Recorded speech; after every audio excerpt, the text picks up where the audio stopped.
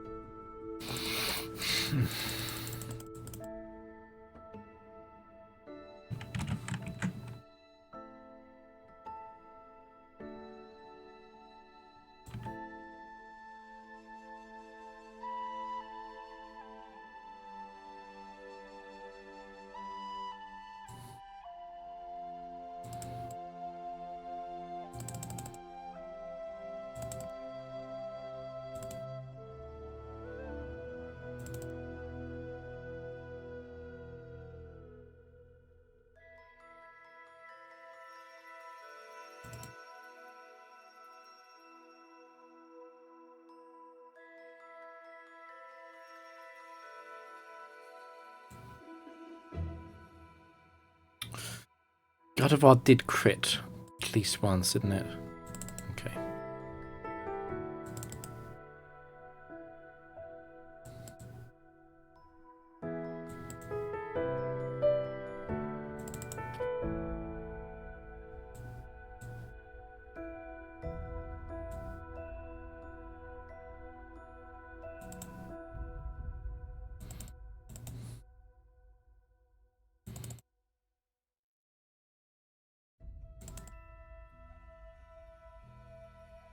Risk cash 4.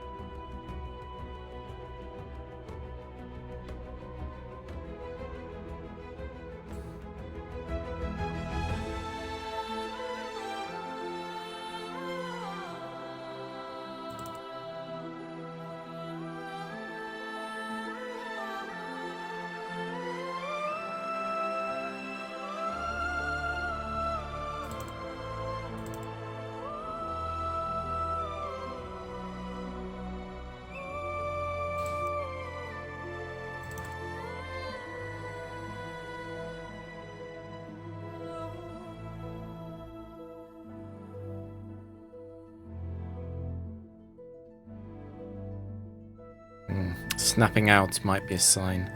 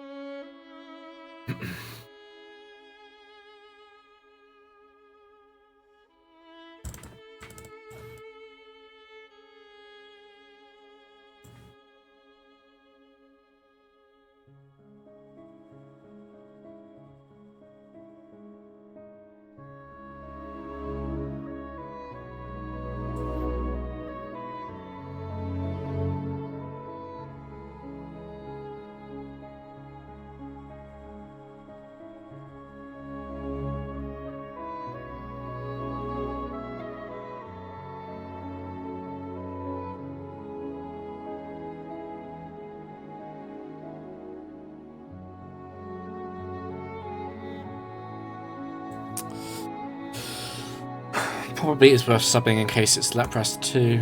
It is Lapras 2.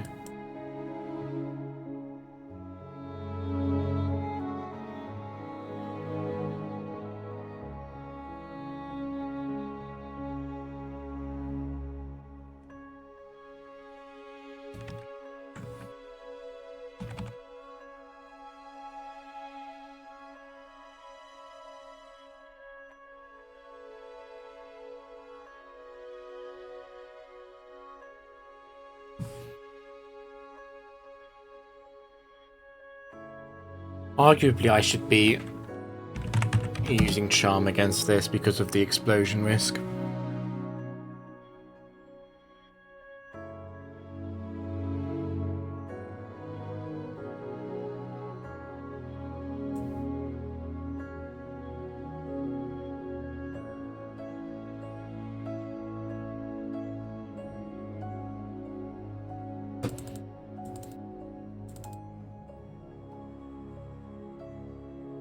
About 10% to use Explosion on the first turn, which is likely to eventually happen.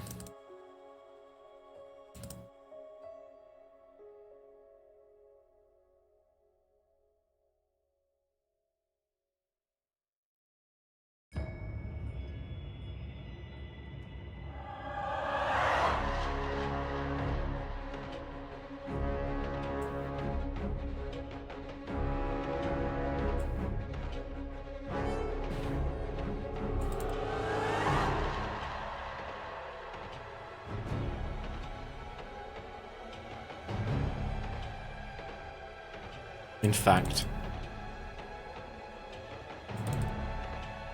with the Sandstorm up, even against a legendary opponent, I think it's better to set up Garchomp.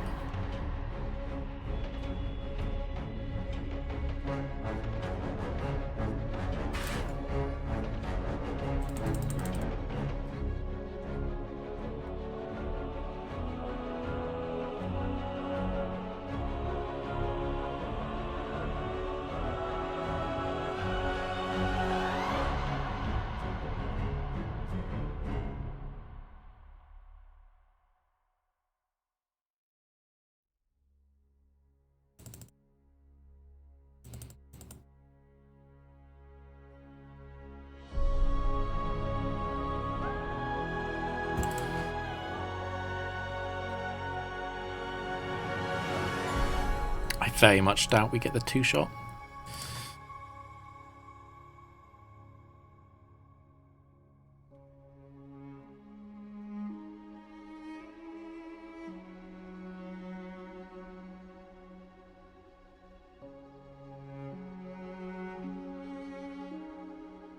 It could be Tinted Lens. In which case I probably want to paralyze it. Even at the cost of Latias fainting. It is faster. Okay, I should have foreseen that actually. It's not Tinted Lens. I shouldn't have used Trick on turn 1 against Venomoth.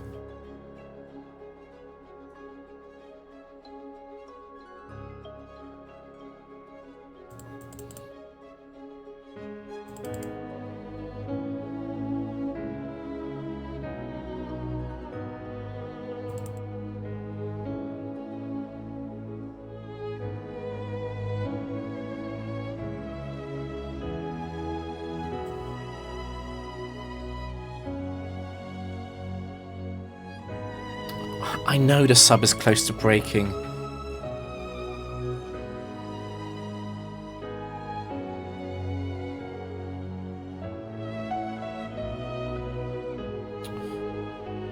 It's Tauros 4 guaranteed.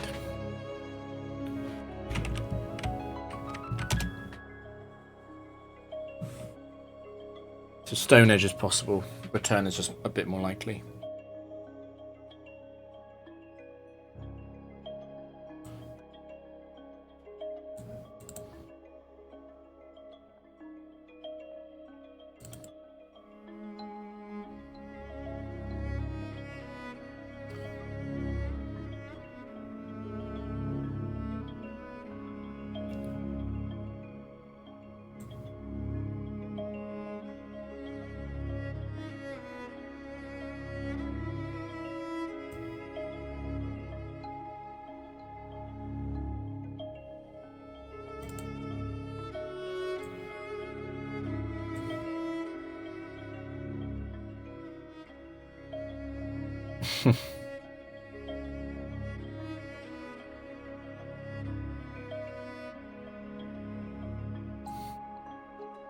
Is Garchomp 4.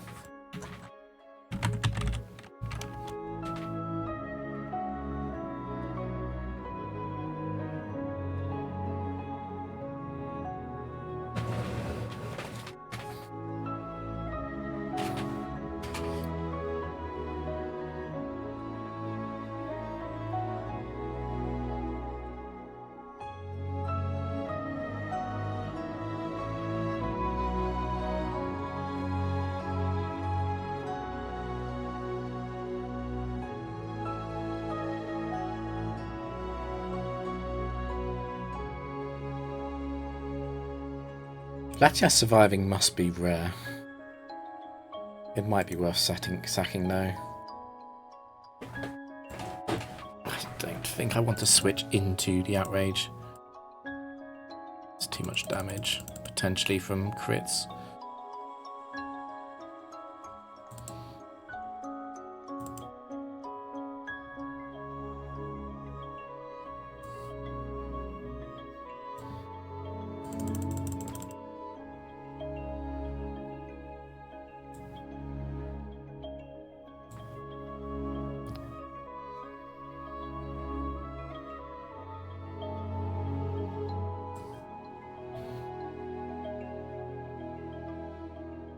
It can survive. I very much doubt Latias is guaranteed to survive. It is probably very likely to kill. We do need to go on sub for 5 turns here, because double cross drop crit is quite likely. It can still Earthquake or Fire Punch, depending on the set.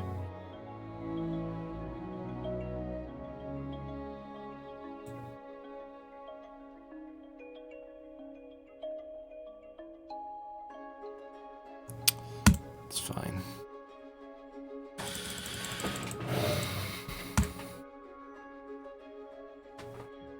There is an idea to charm Weavile instead of trick it, but I'm worried about Weavile 4 getting a Brick Break crit. I think it's pretty likely to do that. And it makes it too risky.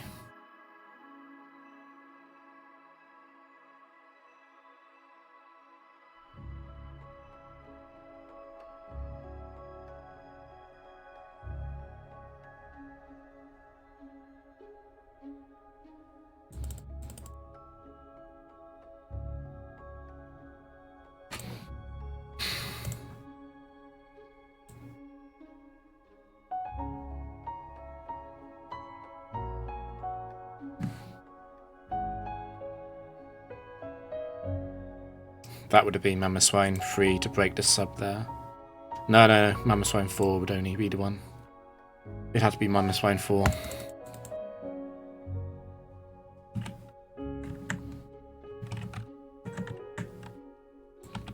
Unless Weavile got a crit and I didn't see it.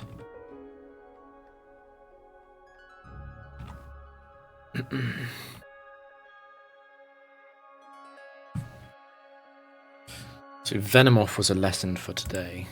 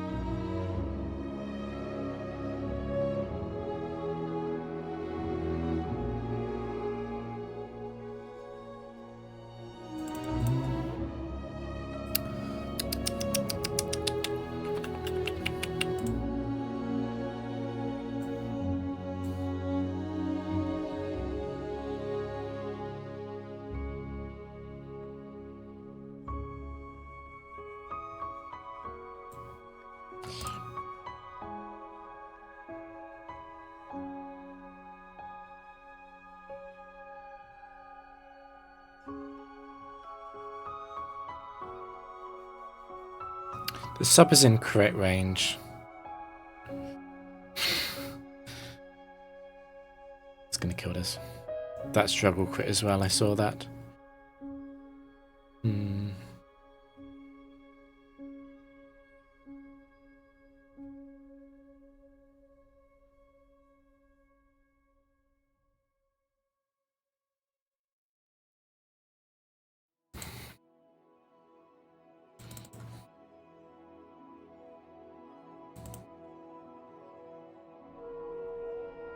Flygon 4.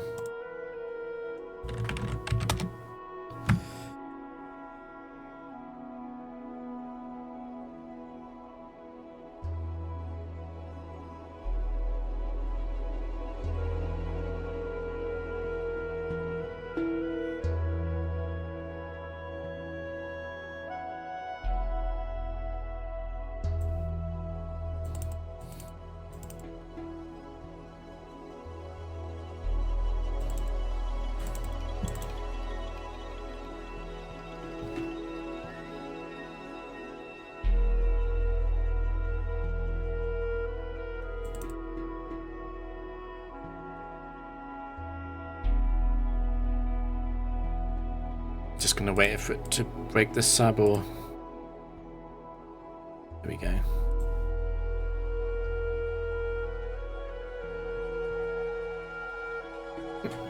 Flygon 4 and Garchomp 4.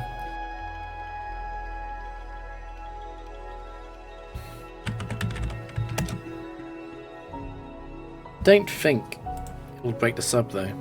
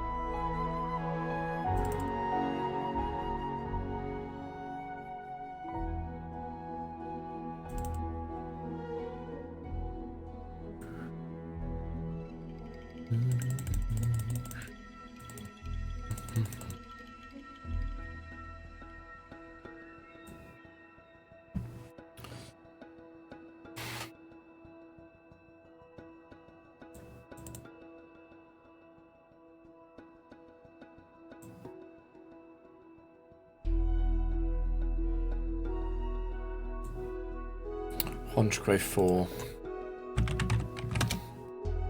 Arguably could be better to charm this as well. In fact, it might be best to T-Wave it.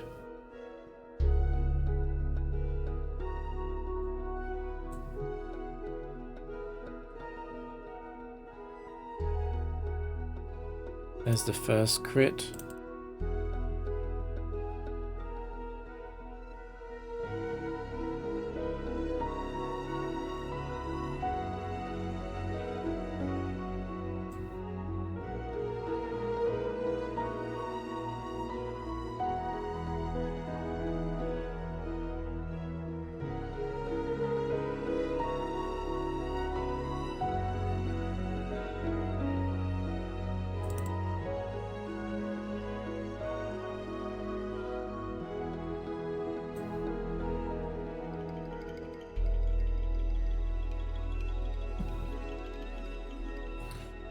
White G4, just take the white powder.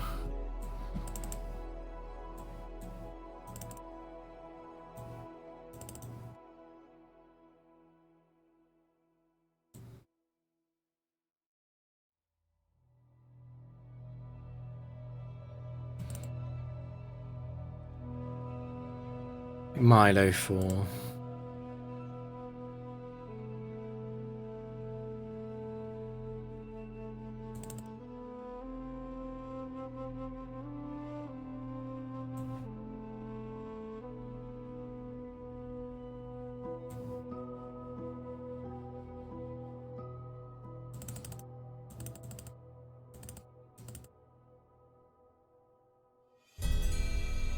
The struggle crit though. The struggle did crit. I don't want to use it to a double crit.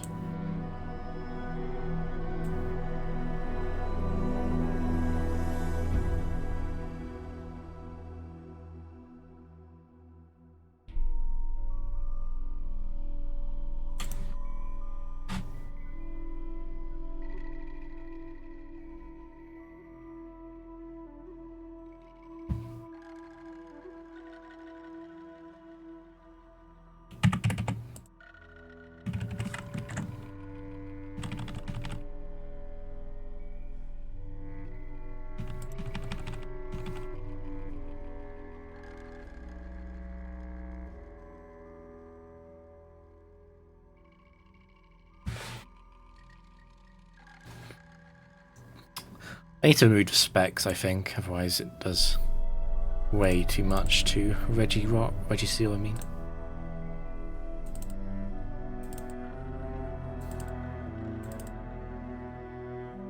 Gosh, that broken free. It's impressive.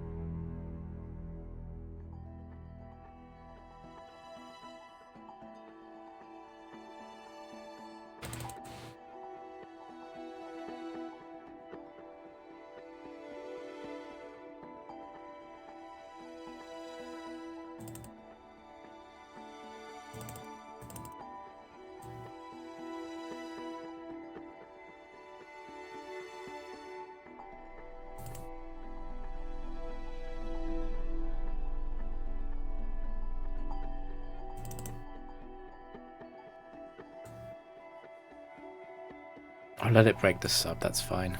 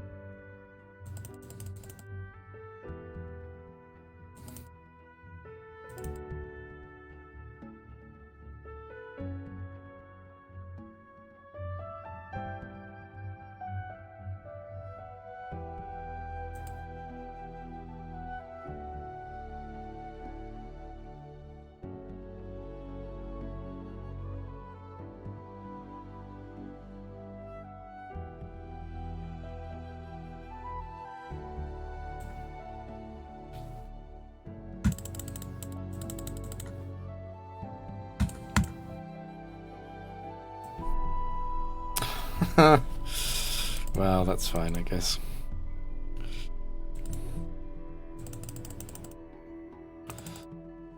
I'm not counting the facade turns. Look at how Metagross is slowly moving up the screen. Where are you going, Metagross? Where are you going?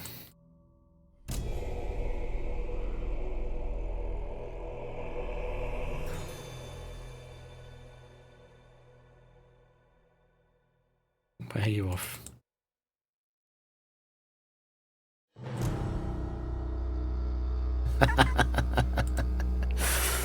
Oh, I shouldn't have done this because it's risking the sub. There we go.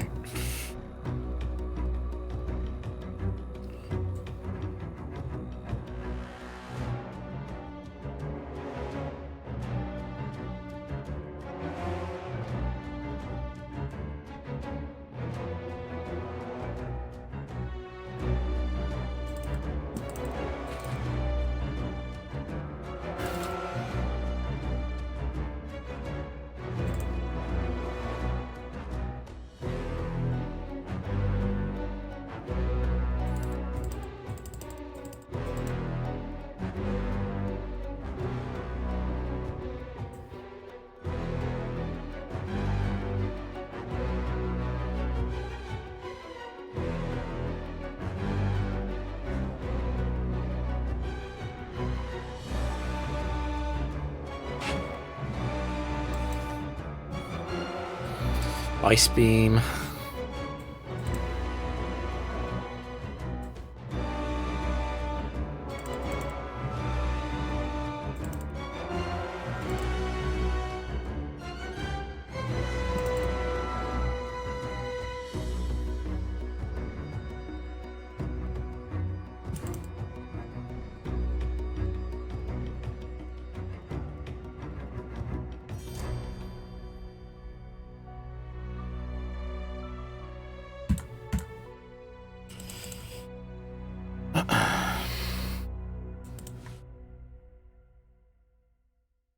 Do I cover the crits on overheat? I think I do. Doesn't cost me anything. Doesn't cost me anything to do it.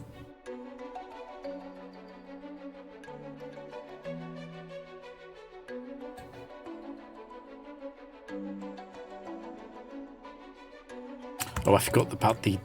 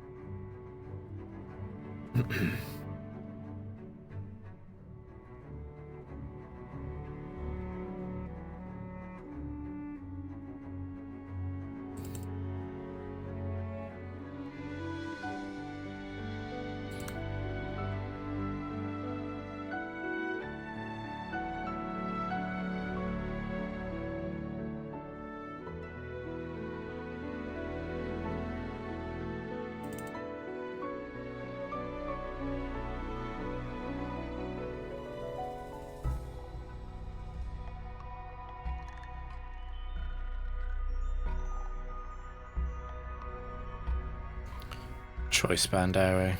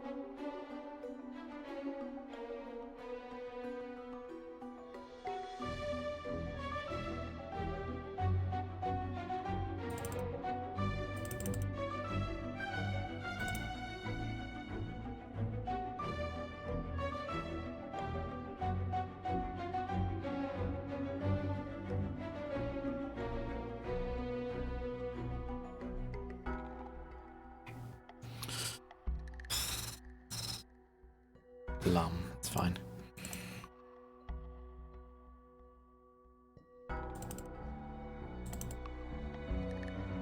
Not worried about the sub breaking unexpectedly, actually, because of Truant.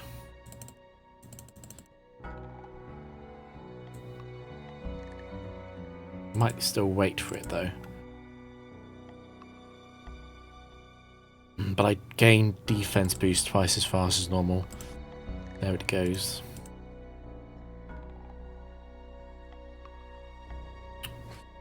With very rare resist switch, I think I kill this, even with flame body potentially active.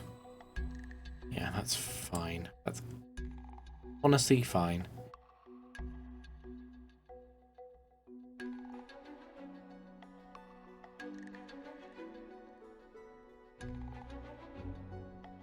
It's Aggron 2.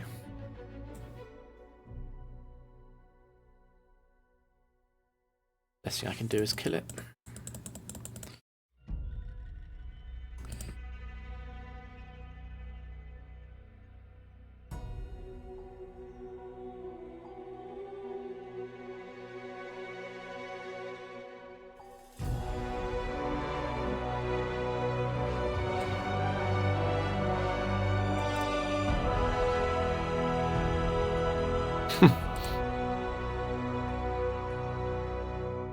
Double crit, classic. Wow, it won't be funny if something threatening comes out.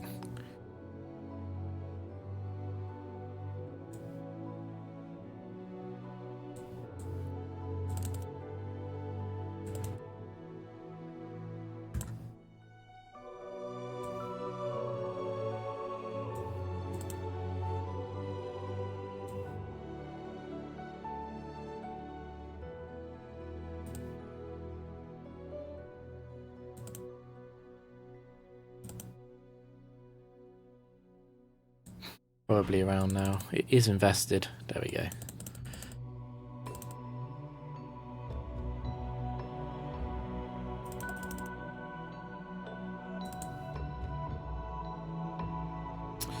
Very likely to be Calm Mind, Flamethrower, Blissey.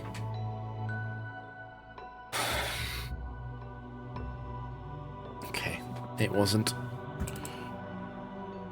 It was Blissey 4.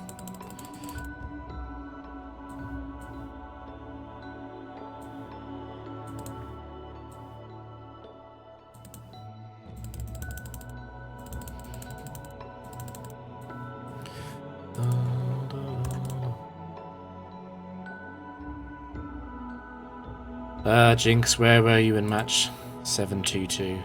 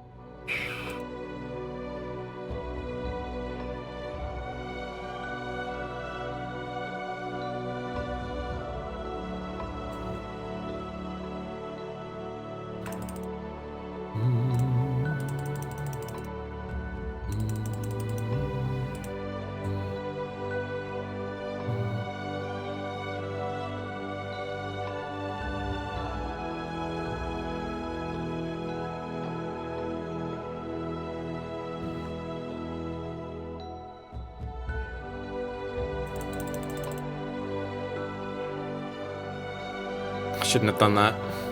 Sticky hold.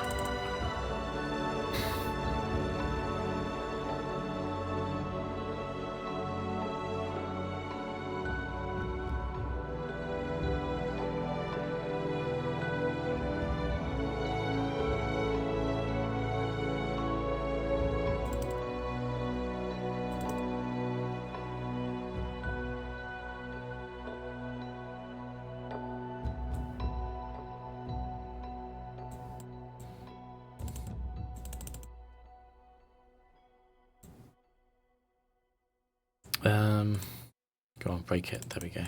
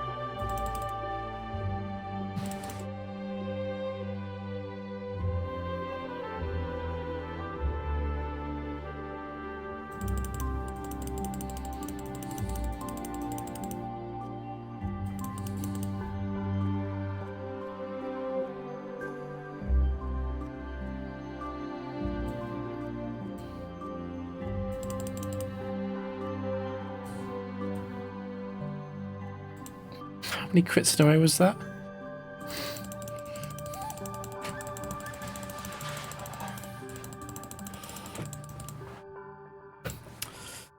Ugh.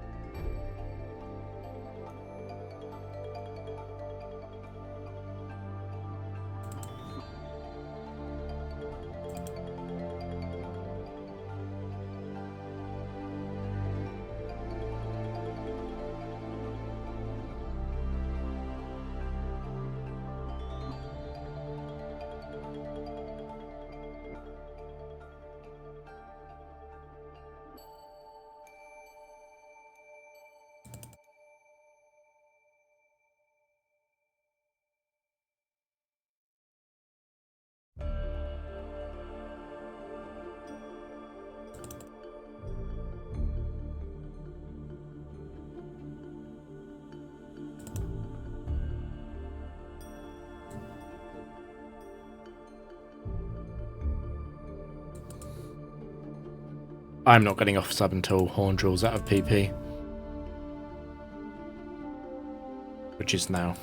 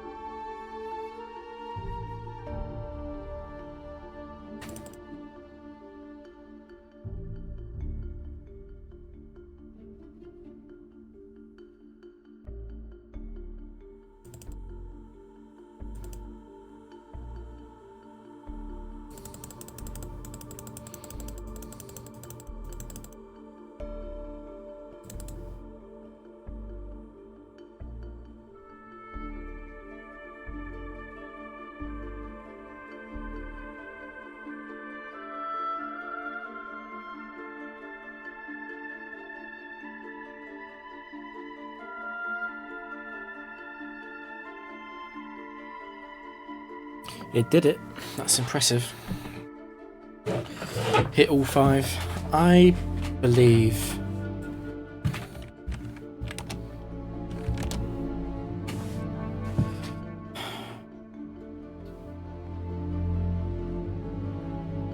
In a technical sense, I don't need to go Latias. I just think it's a good idea.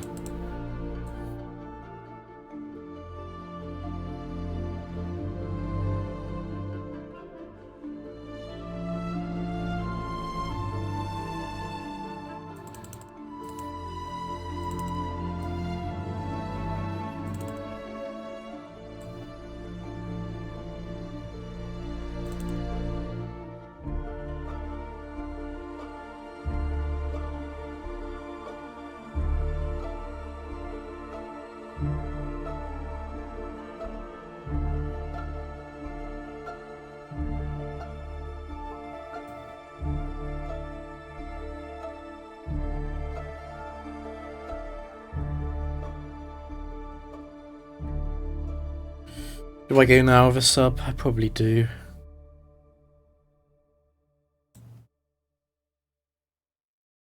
That's fine.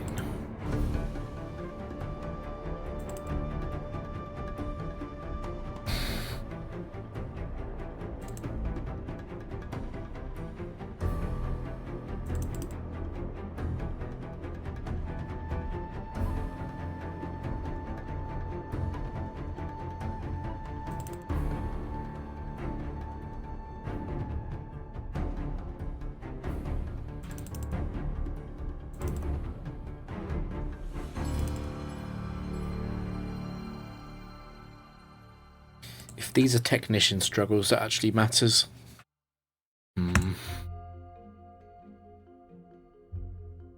It's not technician.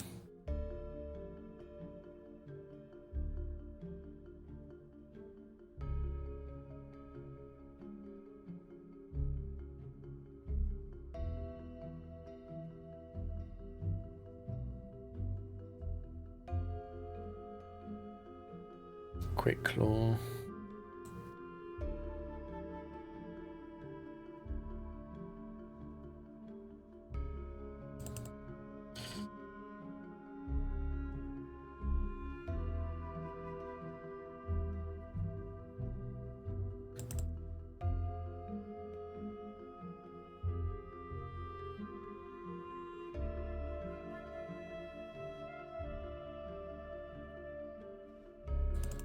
I think I continue to heal to full. It does matter.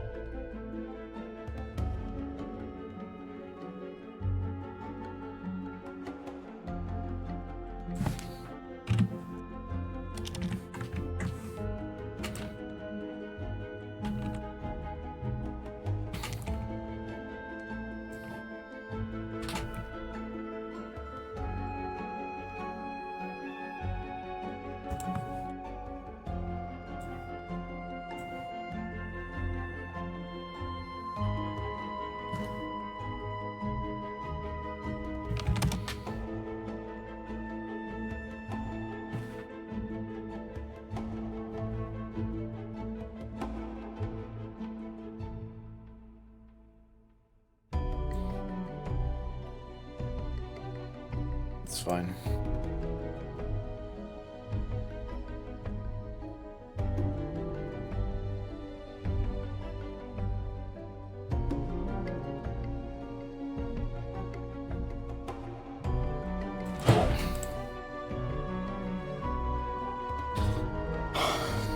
I think it's too important to remove the band. was banded.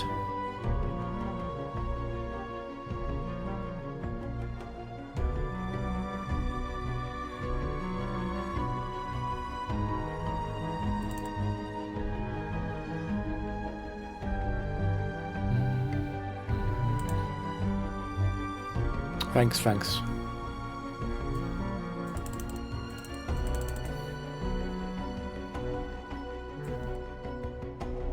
Doing about a match a minute.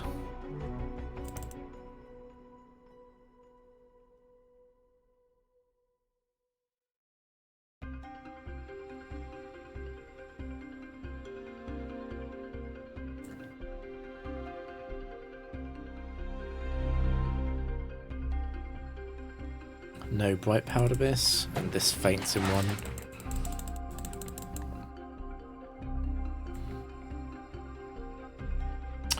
The Omni boost is not too important, luckily.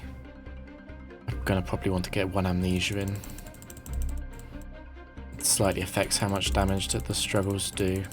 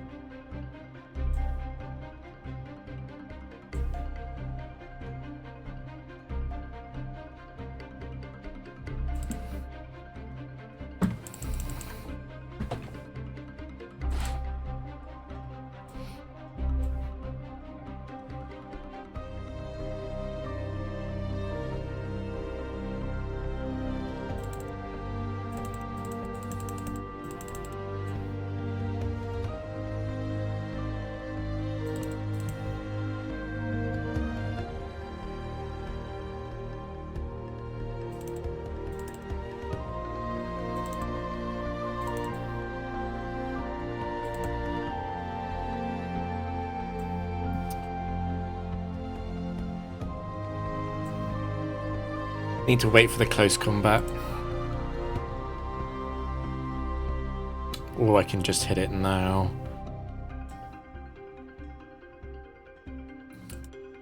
Blaze Flare Blitz will always break the sub is the thing. Or won't. That's ridiculous.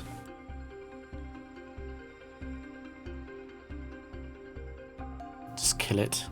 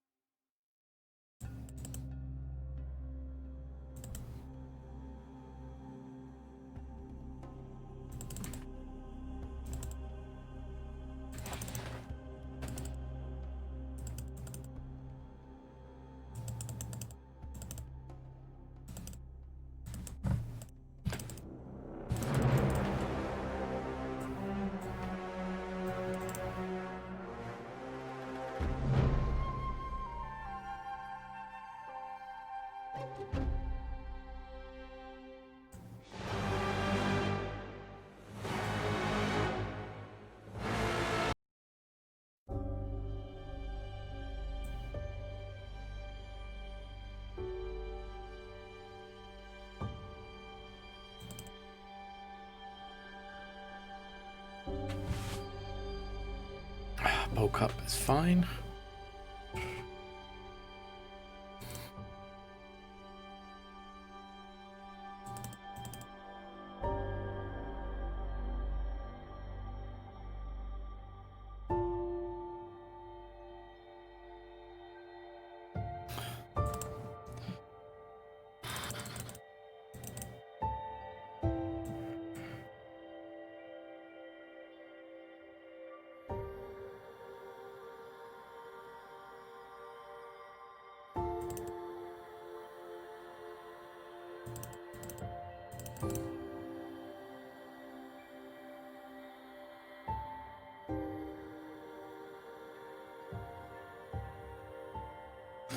That one crit, I saw it. I have to wait now. There we go.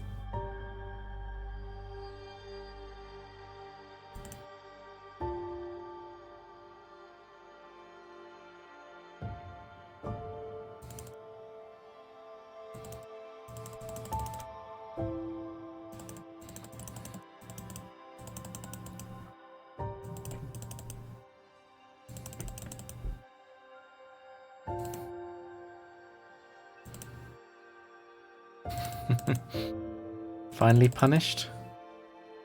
Nope.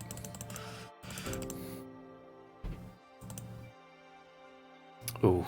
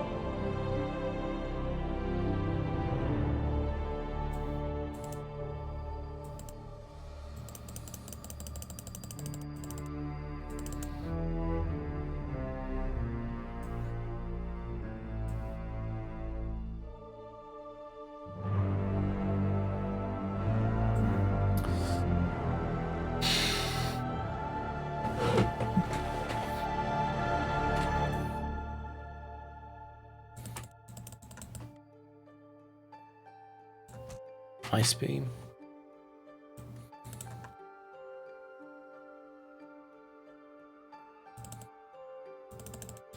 Ooh, that one crit though.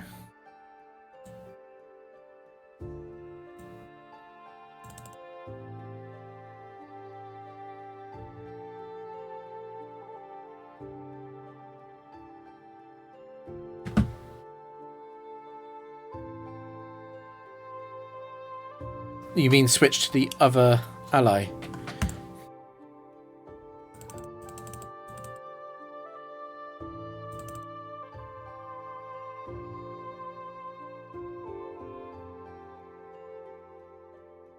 Did that softlock the game?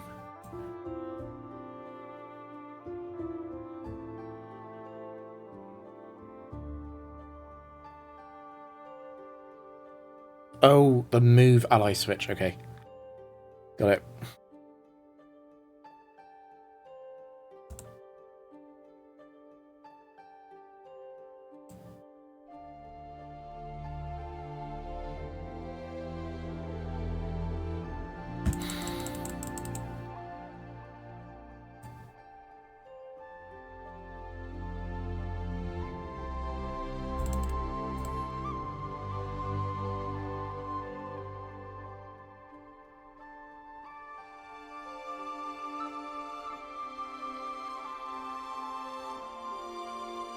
I would have assumed it worked. I mean, it doesn't surprise me that they didn't test multi very much.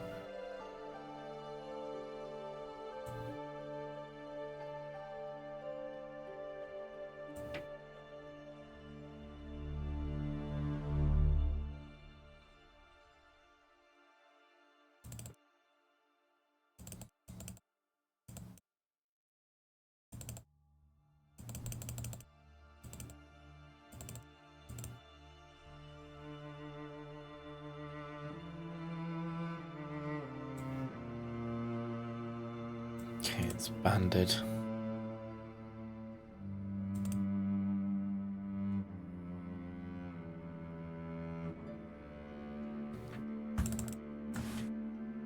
Relatively smooth sailing so far. Had that one situation where Moltres killed Registeel, but that was about it.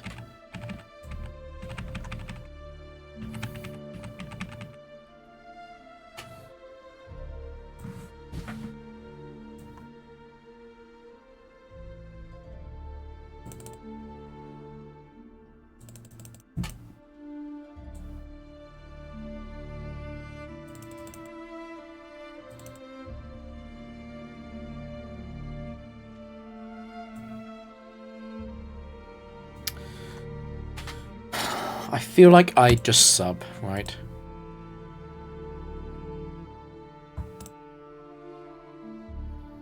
And it's not Gallade 2.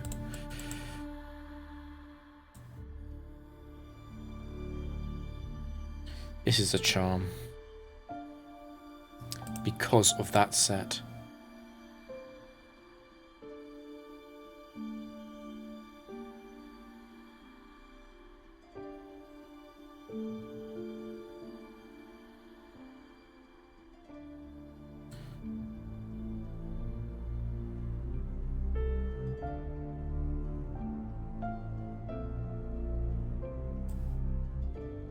Yeah, it's worth a try, I suppose.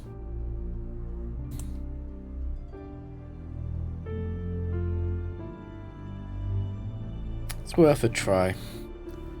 Please stream it if you ever do play it, though, obviously.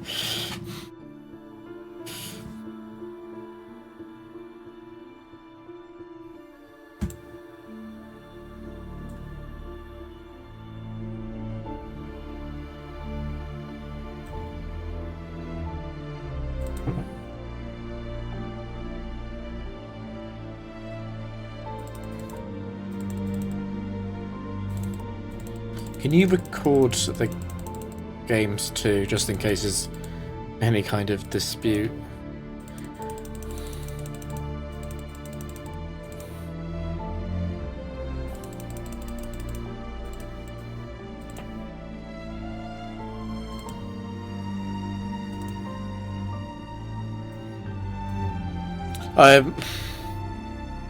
I suppose if you're streaming.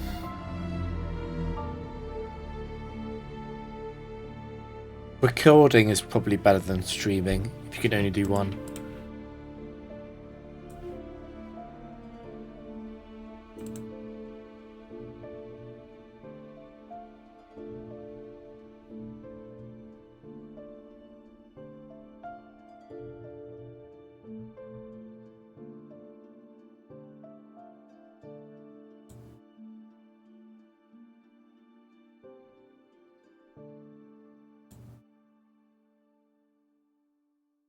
Carlos didn't reply again, did he? No.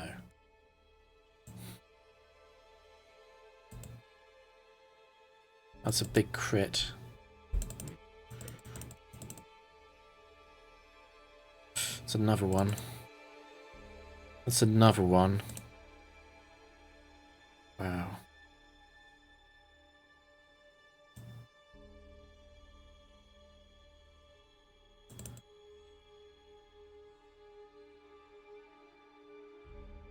I have to go back on sub.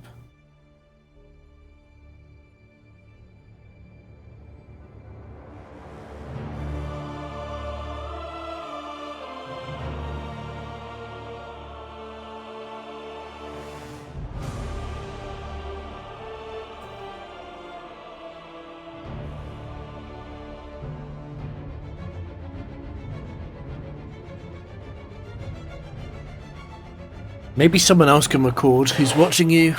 I could do it. But I'd have to be around for it.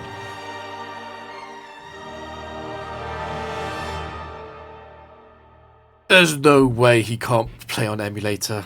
It's rubbish. He doesn't want to play on emulator because he doesn't want to play on emulator. No one has to play on anything. But my phone can handle Gen 4 without speed up.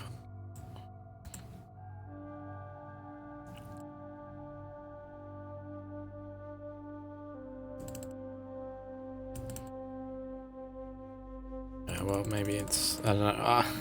It would surprise me if it ever happens, I'll be honest.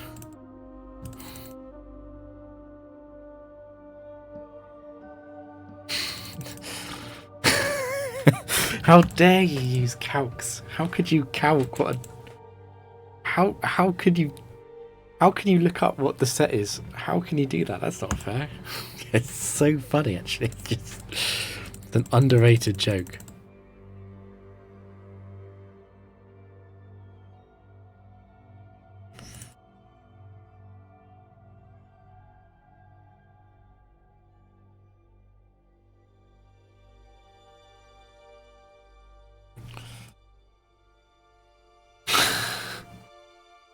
You know what I actually need to do? I need to go to the thread and save all of the responses in case they get deleted. Because I could see them getting deleted.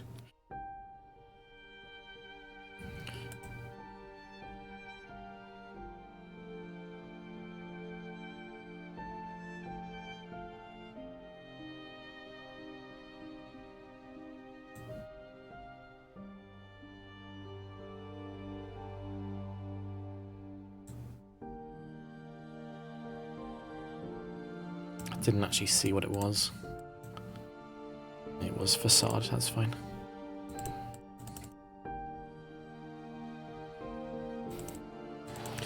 I haven't seen Crypt's chat since the Bazaar came out. I guess it's been about a month. Wait, is it the release? Oh, this was funny. This happened earlier. Look at Metagross slowly go up the screen.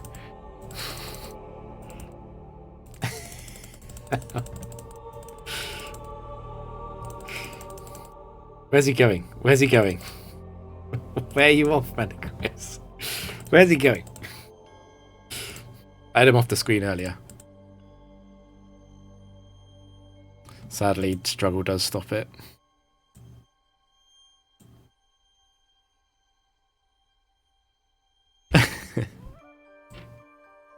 Because most of the time you don't see someone use Facade 20 times in a match.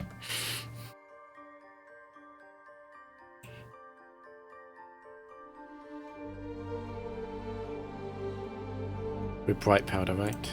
Good.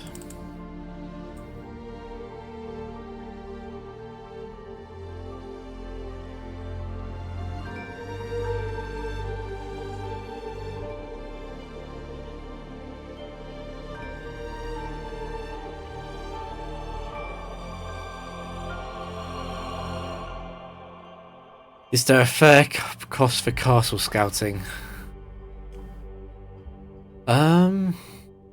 Well, if you buy the species, that costs 1 castle point, and that tells you the species. And if you're casual, I'm guessing that's all you need to know.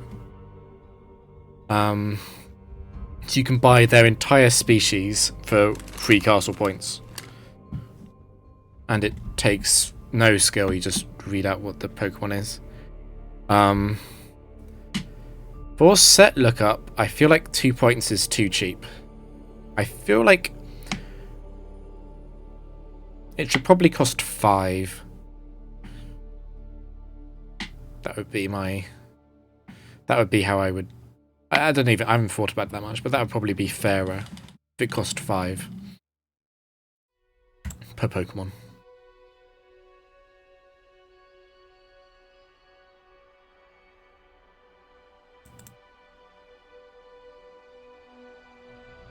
Move costs 5, which is what I was thinking of.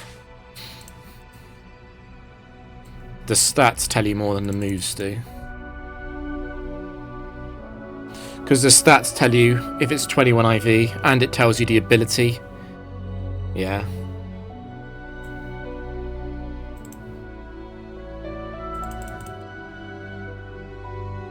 If stats cost more than 5, I would just buy move.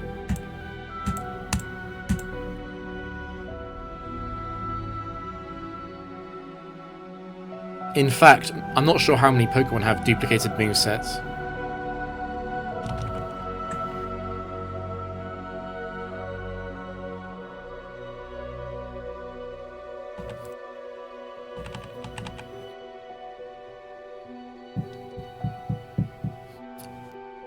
I mean, to be honest, Skip costing 50 is too cheap.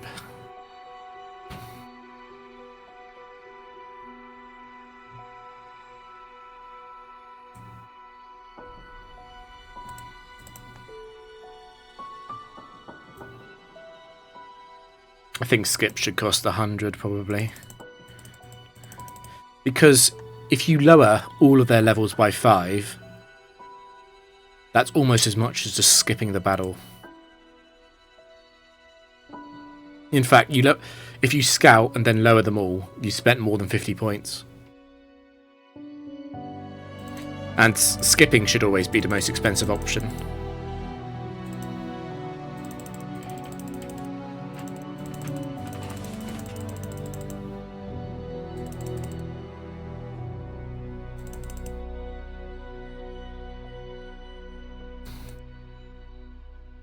a common situation in doubles and in singles is I need to lower all 3 levels, and I need to buy like a choice band or something.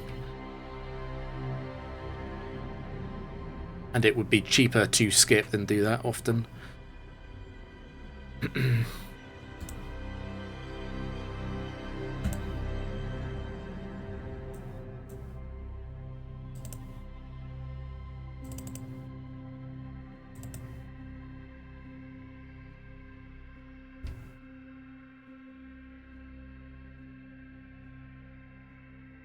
Just have skip cost 10 more per time. That's very interesting. Actually, I prefer that. That would be good. I think that works. I'm in a strange position with my castle streak though, because 5,000 points is so much that I can't imagine losing. Like I would have to be very reckless to lose at this point, which is why I think going for 999 castle points is a better goal, because that would actually stretch me.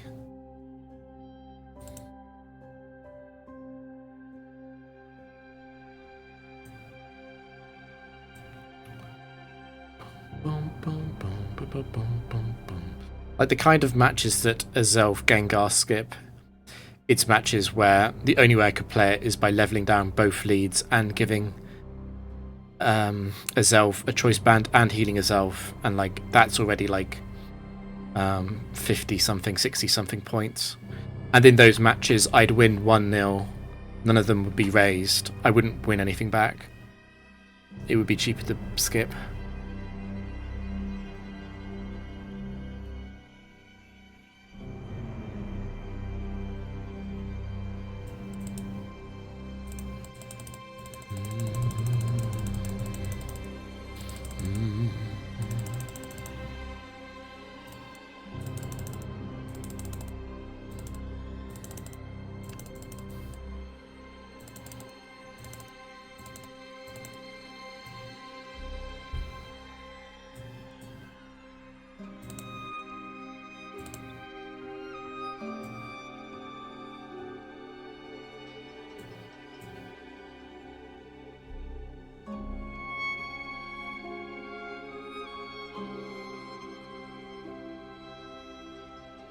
Unfortunately not. There's one cool one which is in Gen 8. It's restricted sparring, but it's a bit weird. You get so in restricted sparring it's 3v3 singles. You can use Dynamax, but you only get 3 heals for the entire streak. So it's about PP management as well. When to use your heals. You can go Dynamax and kill stuff, but you want to be economical with how you do that. So yeah, I think I haven't played a lot of restricted sparring. I think I only got like 10 wins casually or something. I can't remember what the goal was.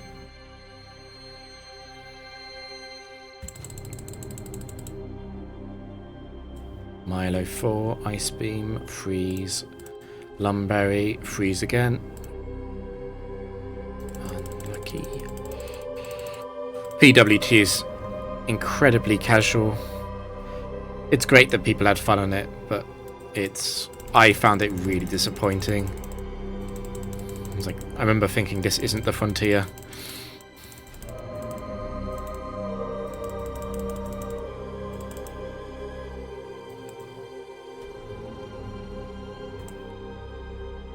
The Maison has rotation battles and triple battles. I would like to give that a go at some point. That sounds kind of fun, because that's quite different. My interest in trying out Maison singles and tree singles is quite low though.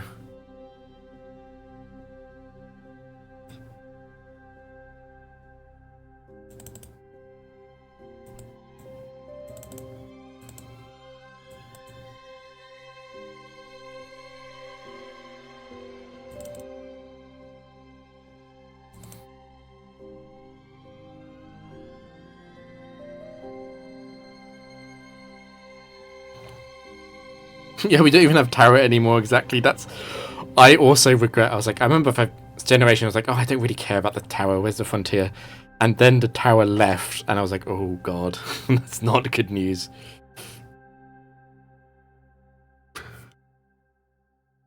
In Maze, I think Maison is the easiest singles. I haven't. The thing is, I can't say that because I haven't played them all. It definitely seems like the easiest one because the opponents don't have megas and you do.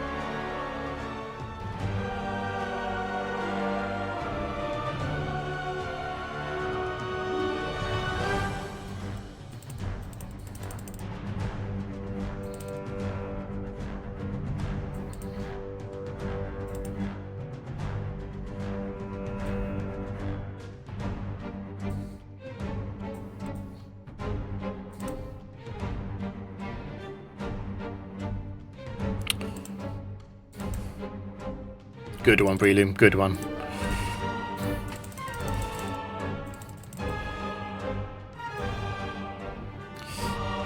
I've decided before that Flash is the best thing to do against Yanmega. It is Yanmega free, but it's speed boost. So it's not actually a threat.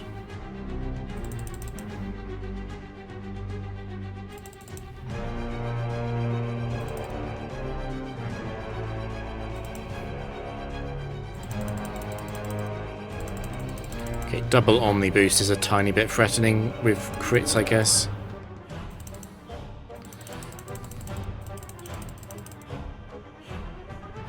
It's another crit. That's another crit. That's another crit.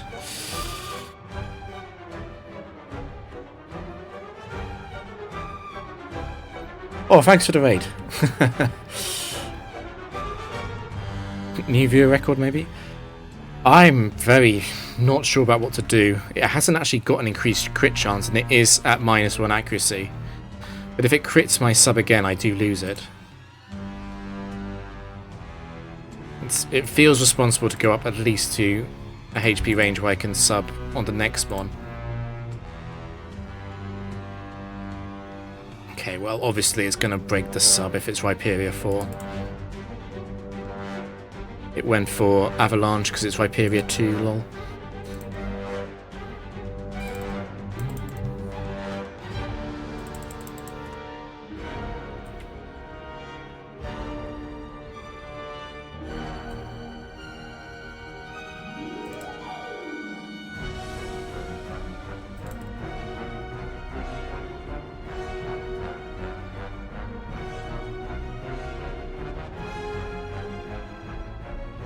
The normal subway is very easy, unfortunately.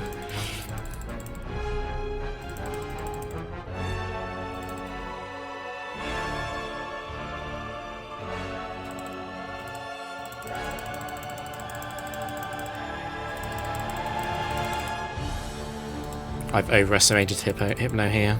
It did break the sub though. I thought it would do it on the second struggle.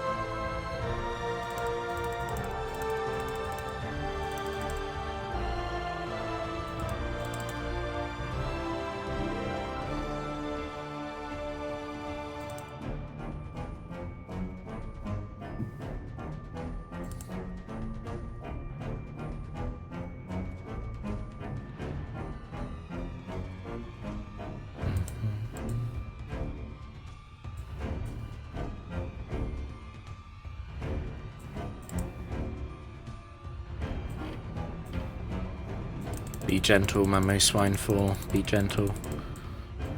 You're gonna break the sub on this one, aren't you? Yeah.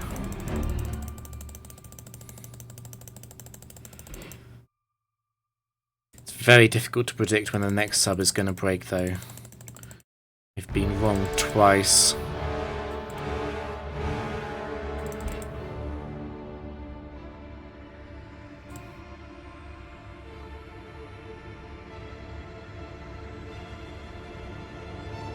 Gen 4 is easily my most played game, particularly including competitive.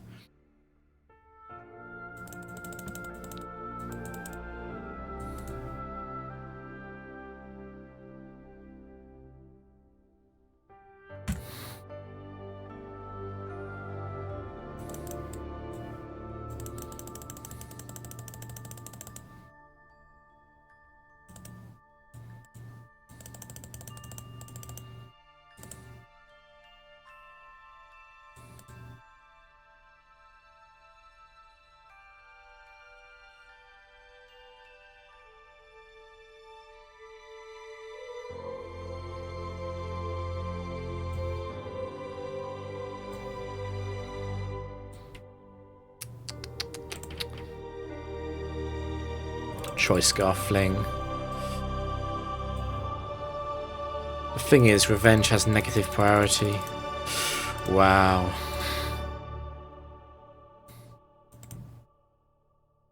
Did it twice.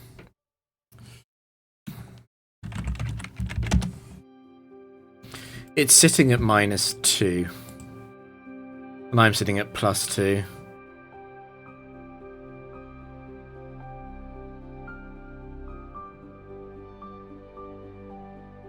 Could it kill here?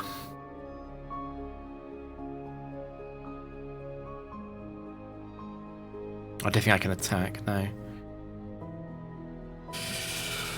Oh my god.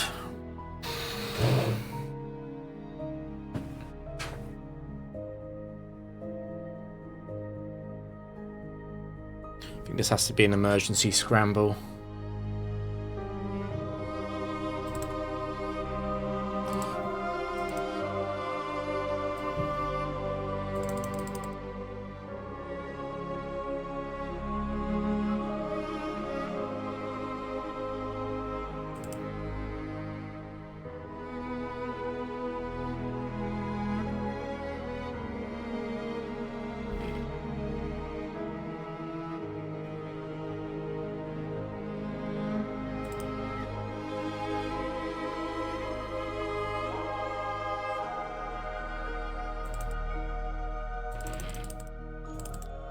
There's a lot of things in the back which I might regret sacking Latias over.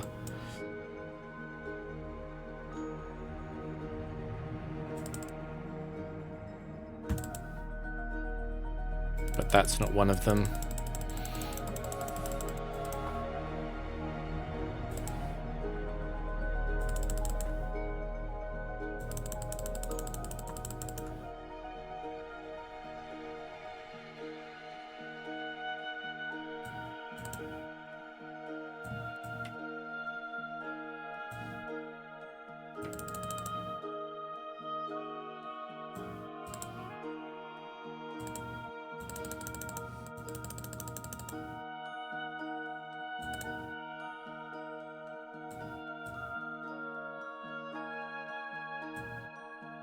Wow, really?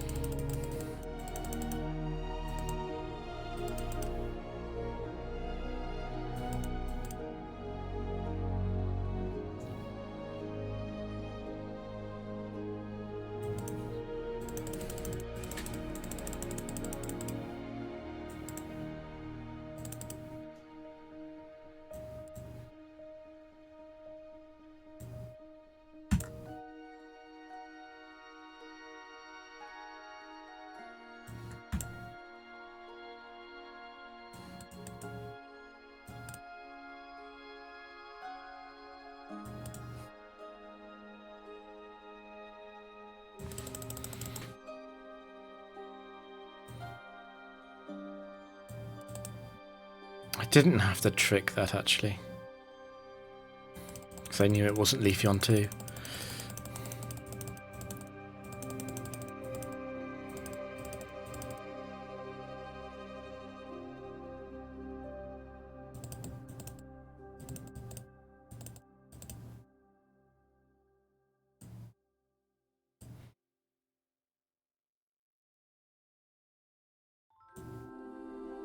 I don't remember ever having any retail games freeze.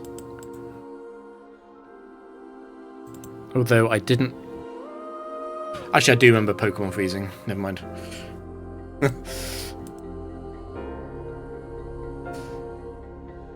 That was a huge crit.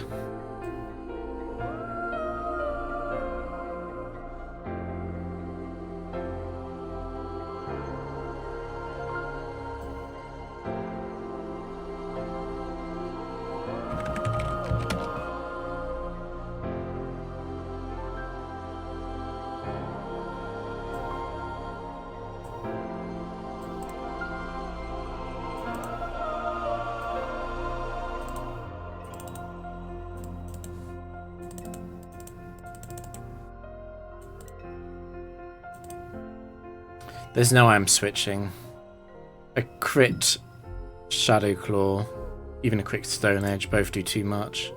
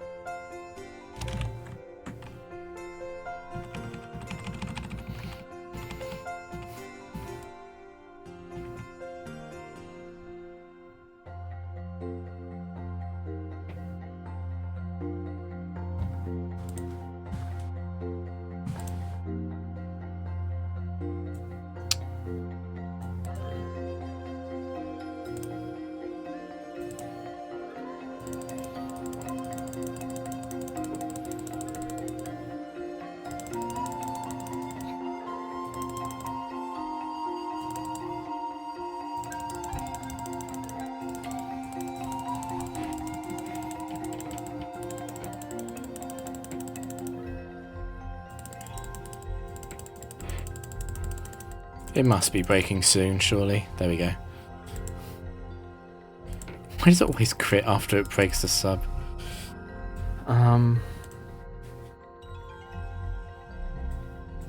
It's fine. That won't break. And you're dead.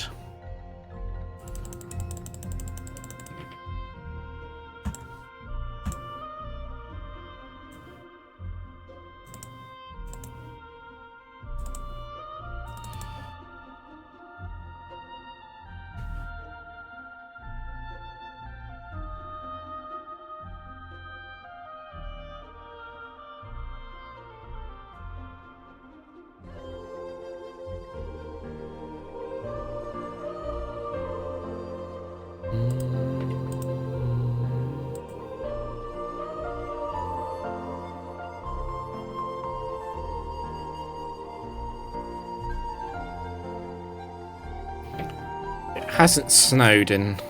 Actually, it snowed last week, but it didn't settle here.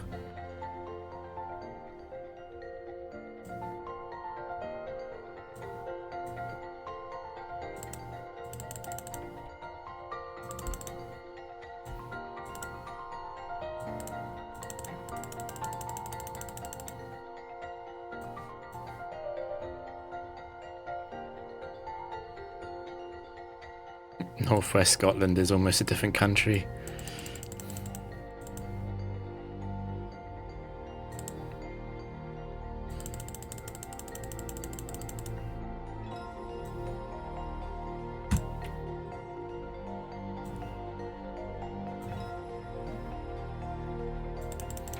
I'm actually kind of glad that burned.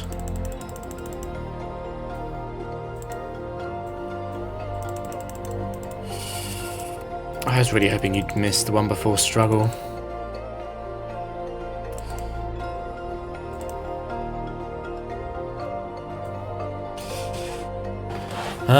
Cresselia. I'm going to be without a sub. Okay, it wasn't a bulky one, that's good.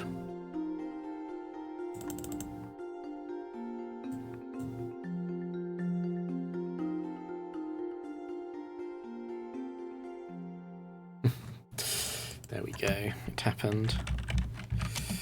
Bound to happen eventually.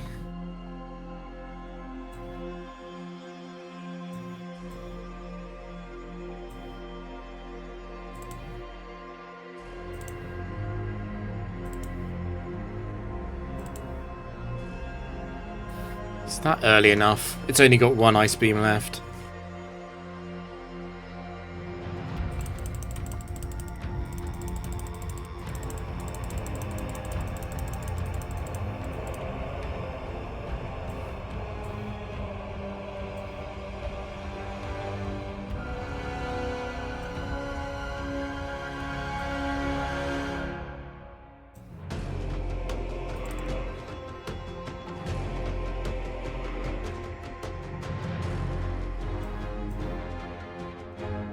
Fine. I was probably going to get hit by static anyway.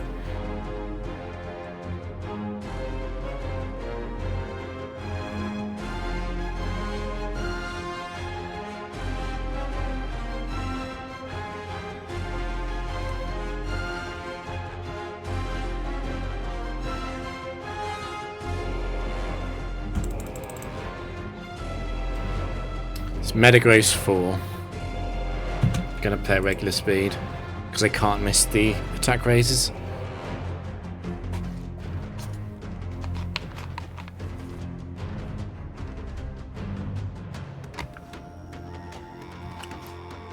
This is the Carlos experience.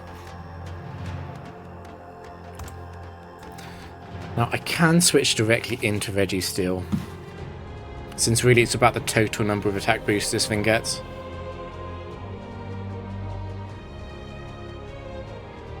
If this one doesn't get an attack boost, I'm probably fine. It's worth keeping Latias around, though.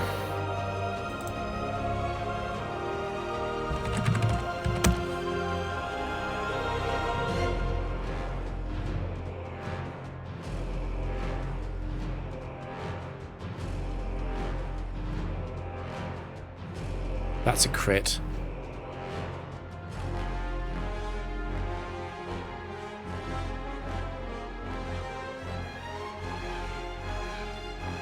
Well, I really hope it doesn't Oko.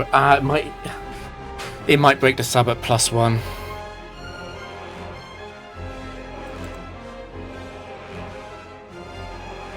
The fact it got a boost against Latias and now it's got a crit on the switch in is actually quite a big deal. Got another boost.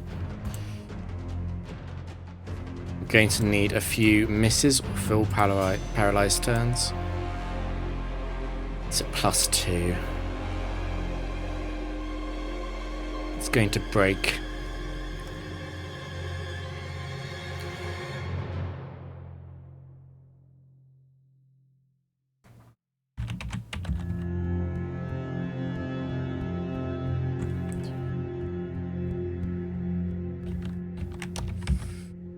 It's actually faster than me. Shit.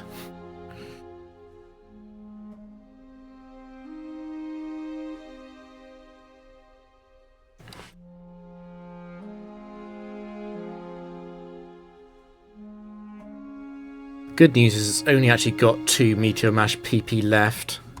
It's then going to be on Struggle. I can set up Garchomp on Struggle. +2 Struggle obviously breaks the sub, but I can do it.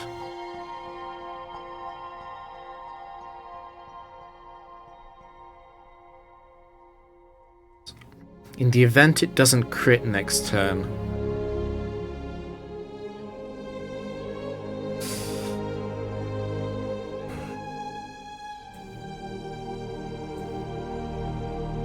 that helps a bit. Obviously I'm still dead to a crit next turn. I could sub, actually.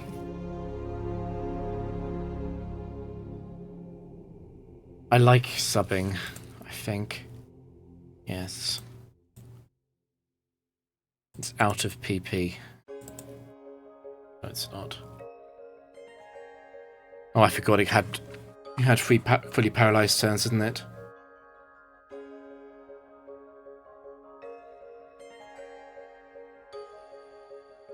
Wow, that broke the sub. That's so strong.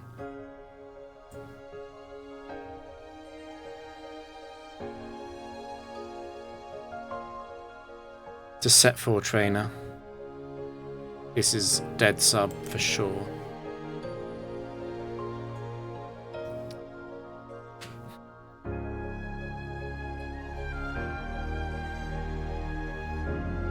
I think I sit out the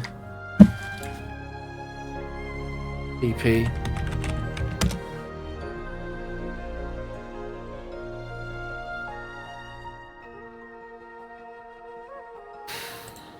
I could attack. I'm not dead. I'm just going to be really low. Really, really low.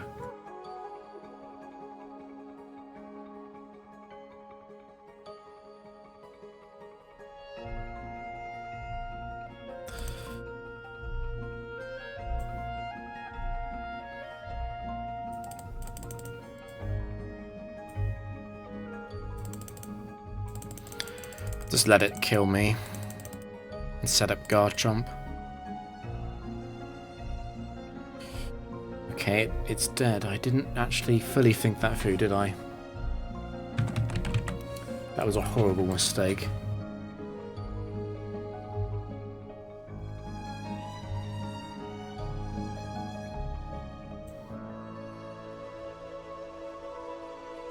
I think it's going to Dragon Dance very likely, right? Oh no, it's going to see a kill.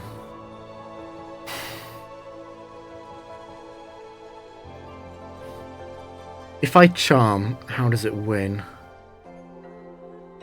A -1 Waterfall's never going to take out Garchomp.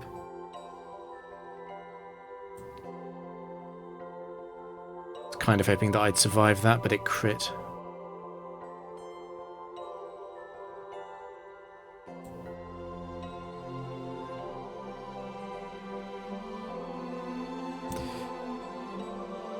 I think it's going to rest again, but I win if it rests again. Yeah, that's fine. That was badly played. It was really badly played. I should have switched to Registeel on the final Earthquake there.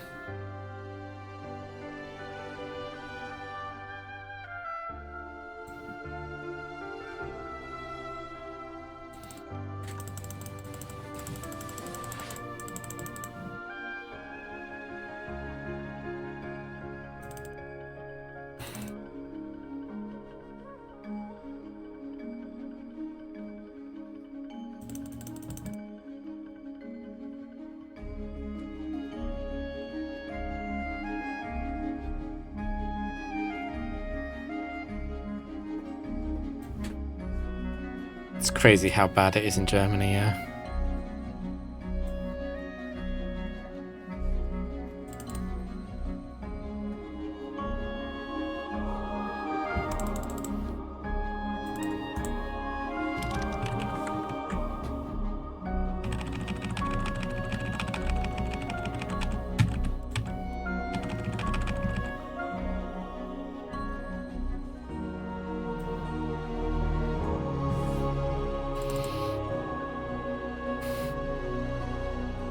I do want to take the item off this.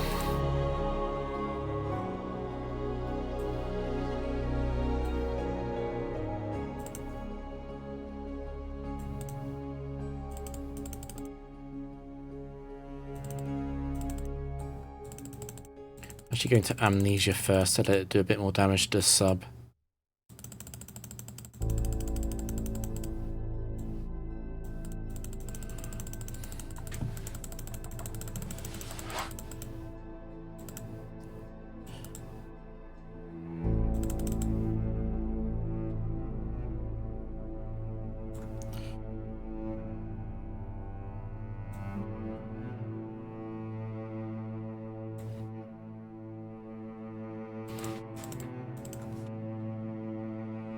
Dimitri and Austin back to back. That's a funny one. It's always Blizzard. I wonder if I just switch. No, I do need to lock it. I do need to lock it. I do need to lock it.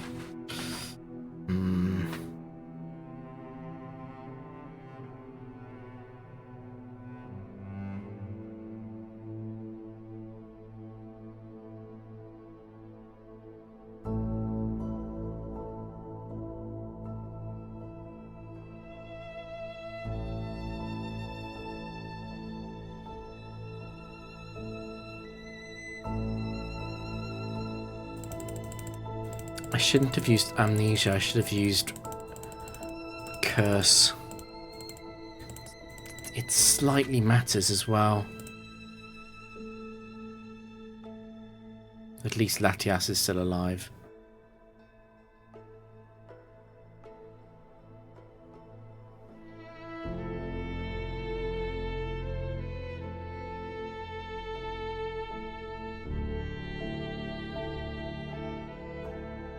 That's a great thing to see last in a game like this.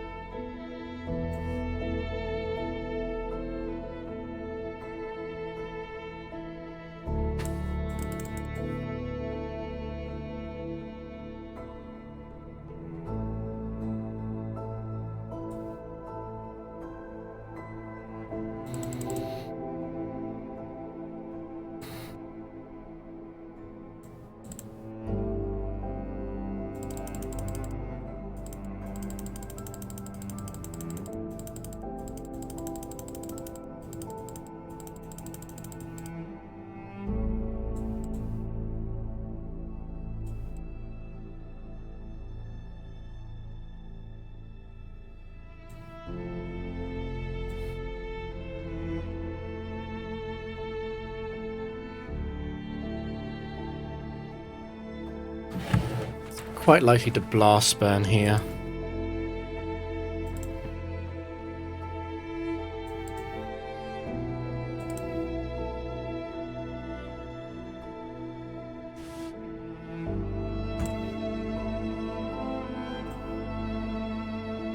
Is sun still up? I don't think it is. Good, good.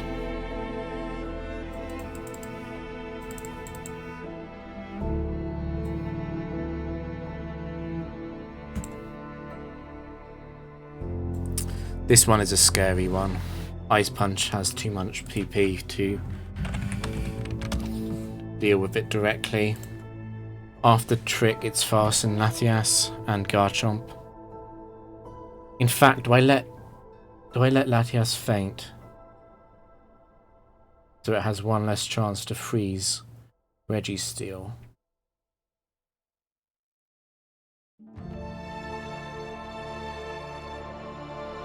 I think no, because it's very unlikely to get a long enough freeze alongside all the crits it needs.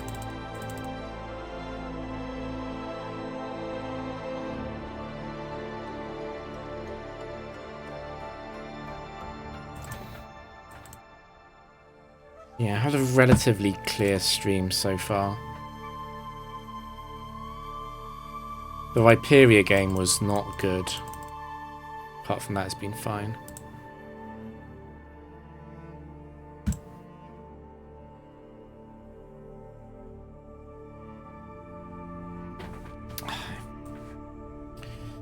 I am happy to just substitute 5 times here. I know it's correct because I know that there's a pretty decent chance it just crits its way through my substitutes.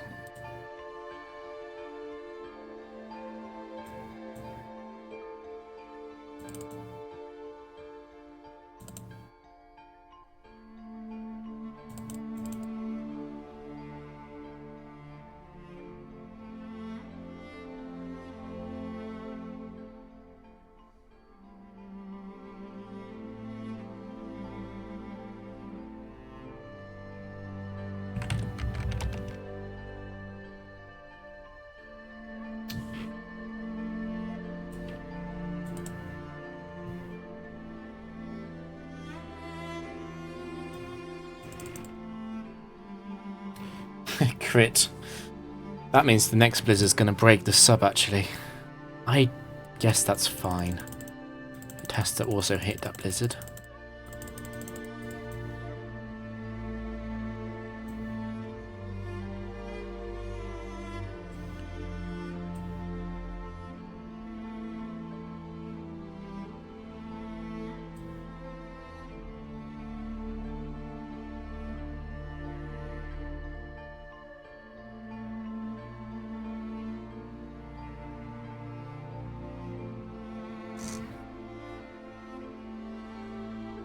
Fax machines.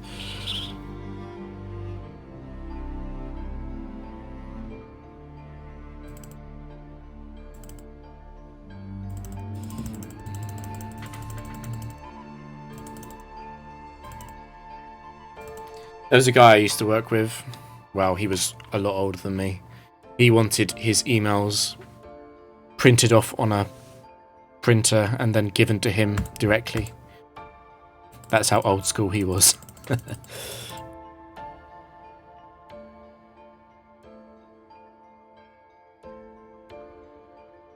I'll just wait for the sub to break. It's going to take a while, I know.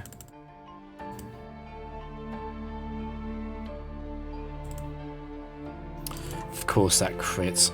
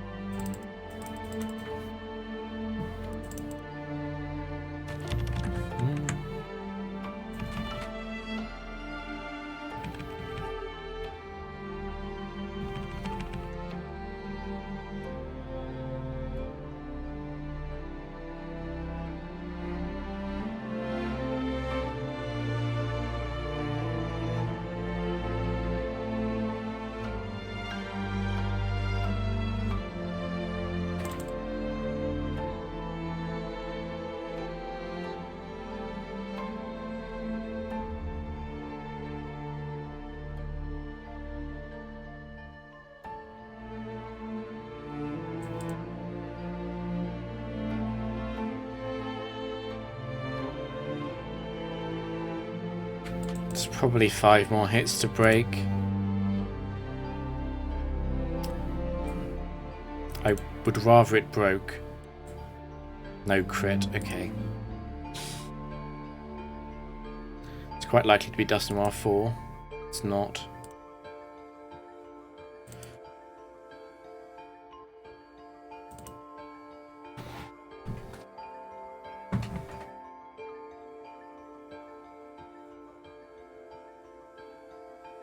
Who's Gary? Oh. Gary the Honchgrove, is that it?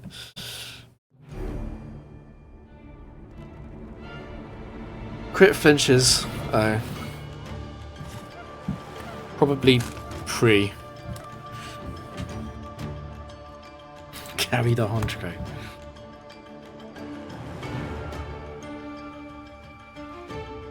Oh, I forgot to highlight the game where I missed Zapdos for twice in a row with Trick, and it crit me. I'll have to go digging for that.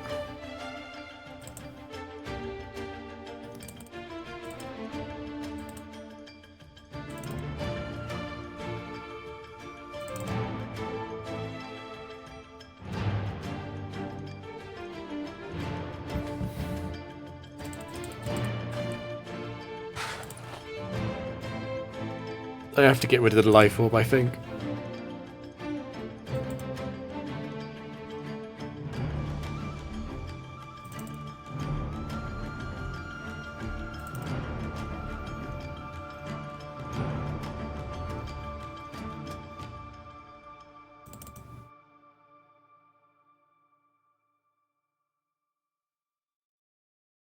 Okay, you get one chance to win with a crit here, maybe.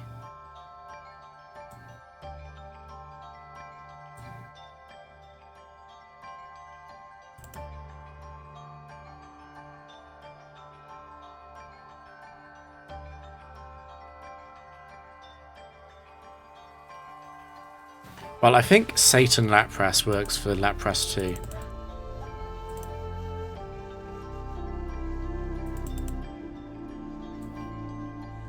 I have not been paying attention to how much damage I'm guesstimating the substitute has.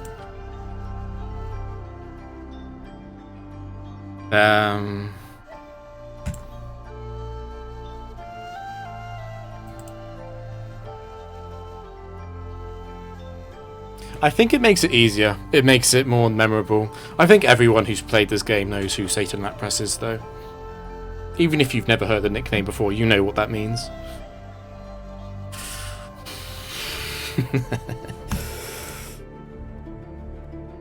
Like, Dewgon's gonna about to freeze Reggie. Nice crit. I was talking to Elixir about techniques for memorizing the move orders of all the Pokemon in the factory so I can do it blindfolded. And it made me realize it's going to be actual work, so I'm not sure if I actually want to do it.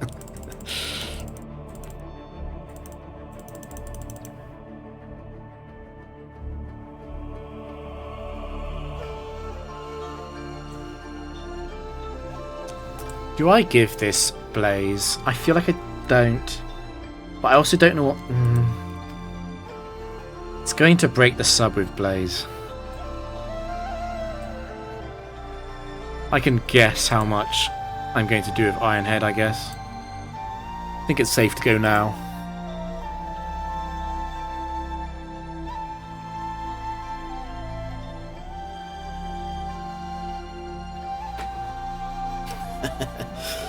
What would I call Metagross for?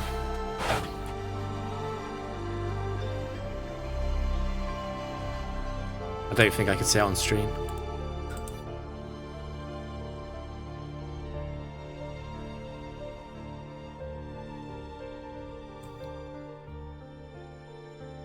Oh, it was that game with the... She was fighting a dragon or something. Yeah. It's... yeah. I mean, there's no chance of me beating the factory in gold with a blindfold on anytime soon, so I have to wait a while for that drama.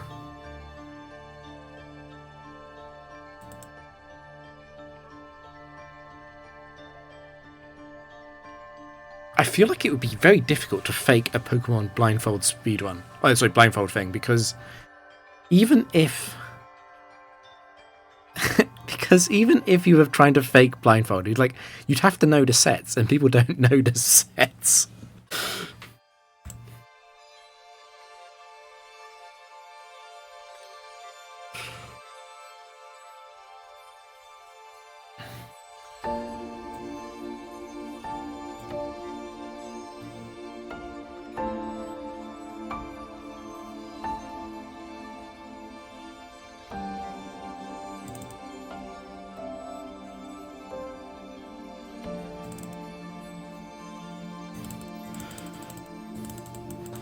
There are things I'm very nervous about memorizing.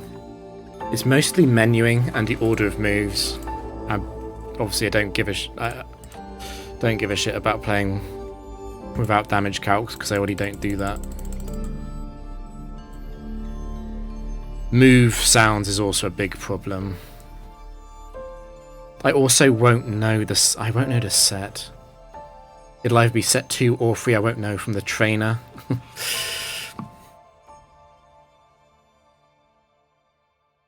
Actually, isn't it cheating to do a mental calc? So I guess I gotta not do that. Yeah, Gen 4 elevations are random. I won't know. Oh, in round 7, I will have basically no idea what I have. Unless I... Actually, I probably don't want to swap on purpose, right? I probably want to do almost no swaps, because then I won't have to worry about not figuring out what the set is. But doing round 5 with no elevations...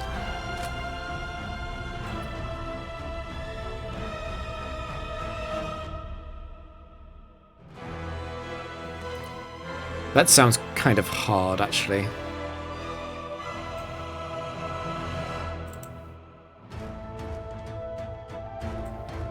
Is this Magnezone 2? No. Mag 1, not scary.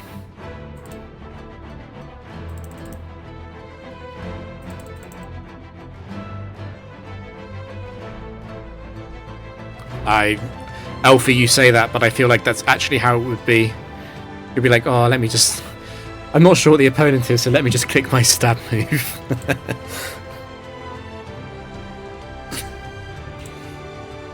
Also, I would be playing with... I wouldn't be able to play with mouse. For obvious reasons.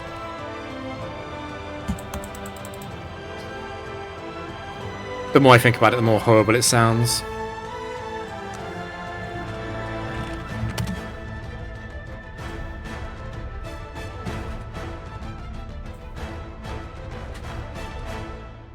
This thing can actually use Earthquake. It's one of those really cursed moments.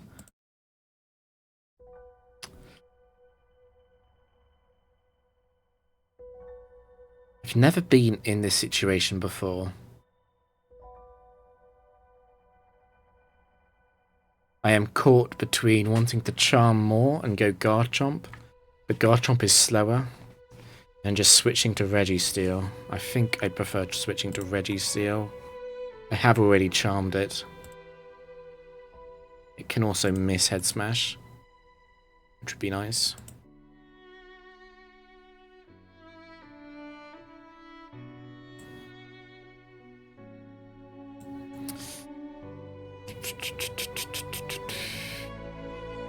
It's a set 4 trainer. I feel like there are more physical set 4s.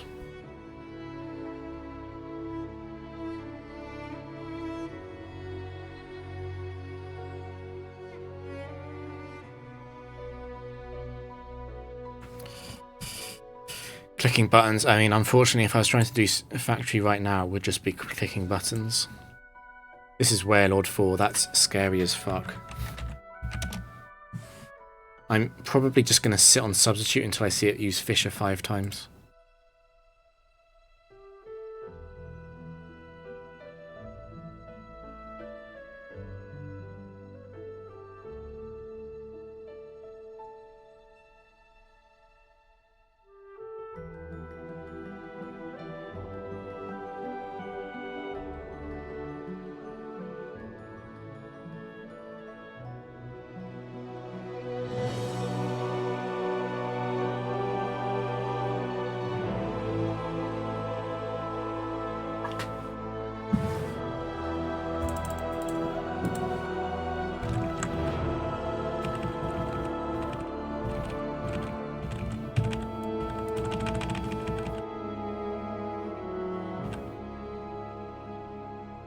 I need to start playing slower at the end of streams as well. I'm very aware that I don't play as well. I think I have decided that these mons with Explosion, they have a 10% chance to pick it on turn 1 at full HP. I've got to charm them.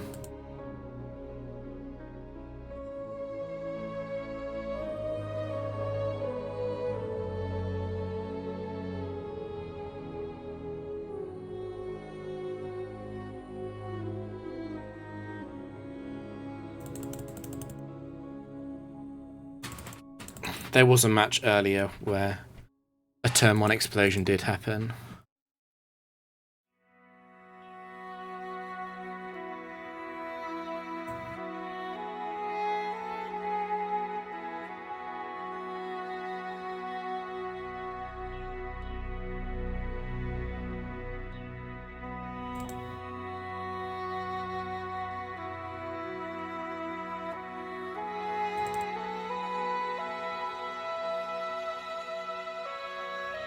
Jolteon's doing it. Oh, unlucky Jolteon.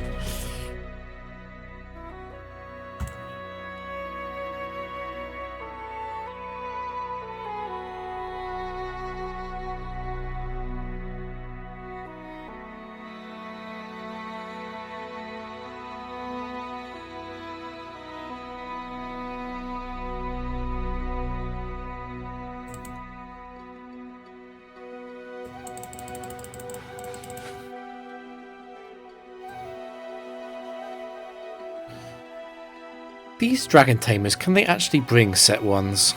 Or is it just completely random?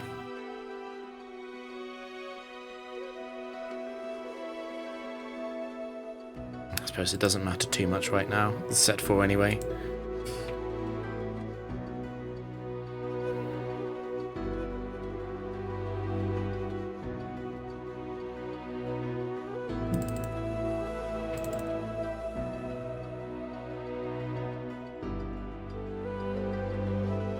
I was also thinking, in a situation like this, let's say it broke the sub right now and then froze next turn, but I'm sitting at +5/+5.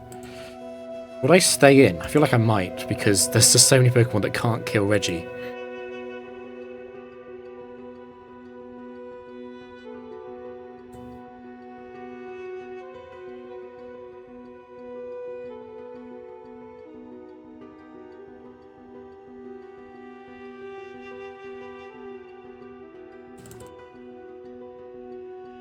Or Kingdra too. This is another one. It doesn't have to be Golem 4, but it could be. And that's scary. It's White Herb, that's fine.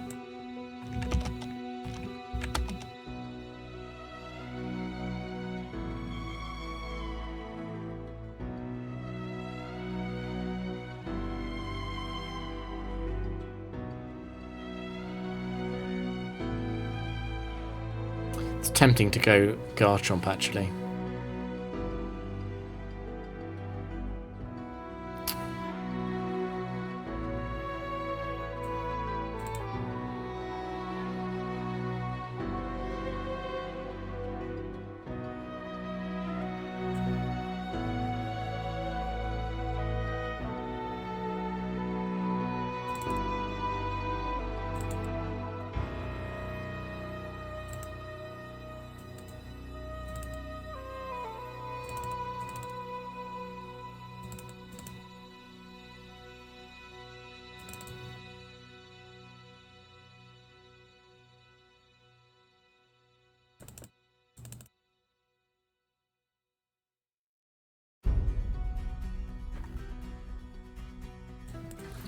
Didn't actually catch the name.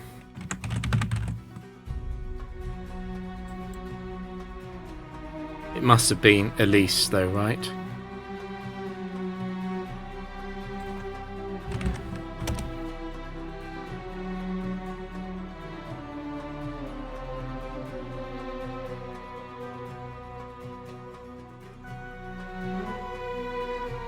Don't crit again. Okay, good.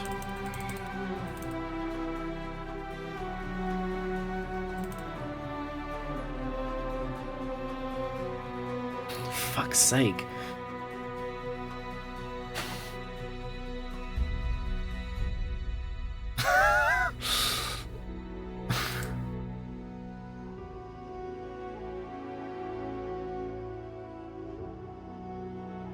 I don't think Xizor can ever do 10 to a +6 Registeel.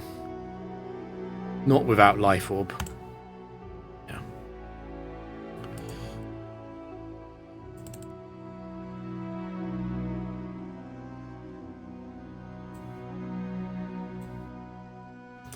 I am going to lose the sub though. There it goes. That's a very good thing to come in, actually.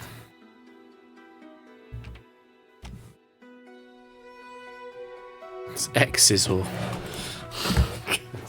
so dumb.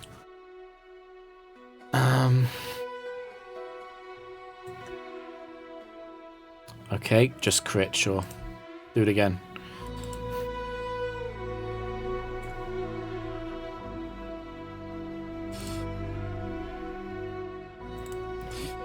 It's funny, these matches where the setup is scary, so often, as is evident from the average quality of sets in the Frontier, the backup is shit. But every now and then, the backup is Weavile 4.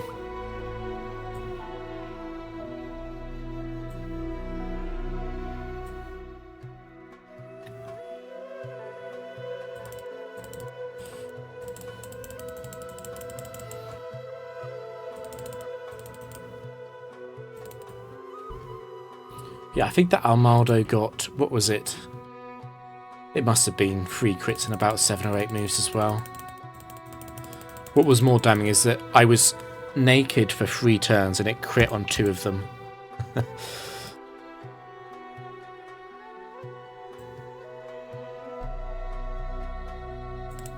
goes the sub.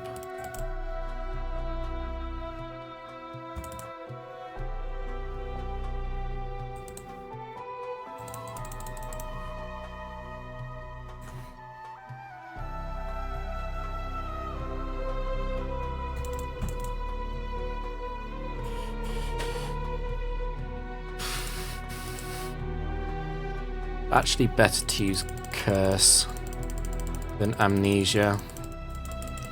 I heal more on the struggle turns that way.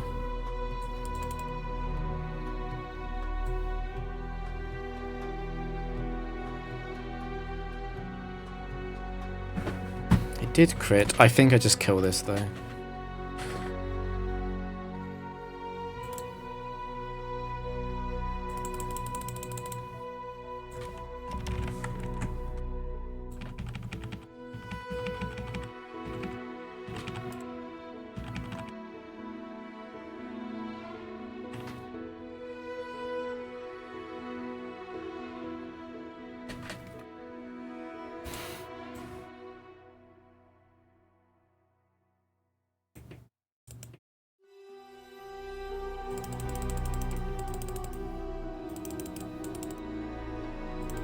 I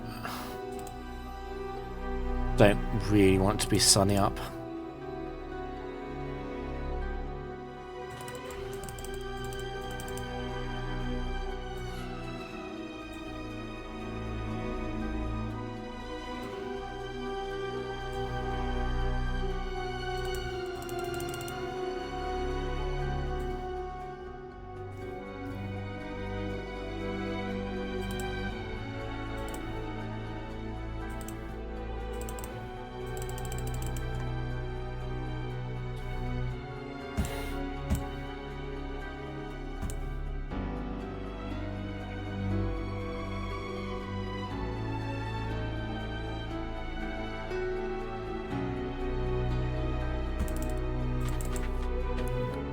Glaceon 4.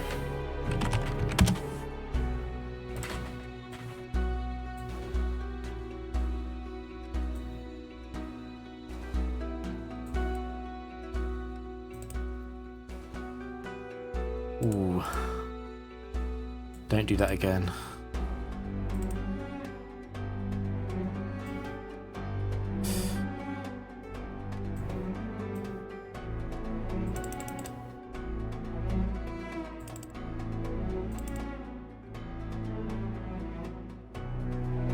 That one crit.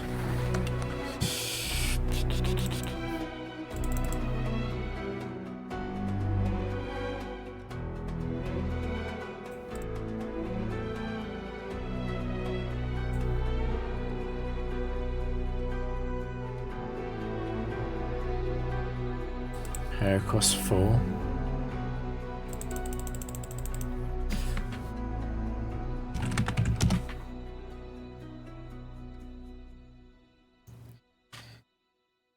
That might have been a risky click, actually, if I'd given that full power reversal.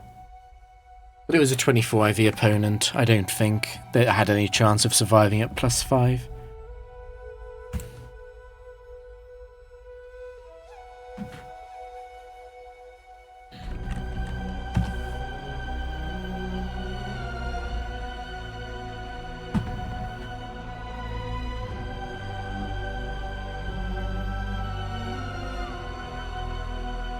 I don't really have a choice.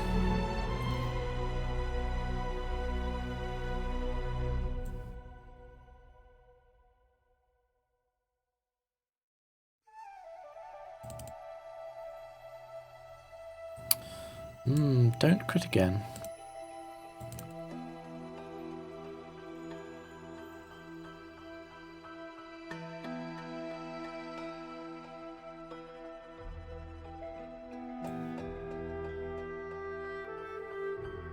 Guess it's quite unlikely I'm actually getting back to full life.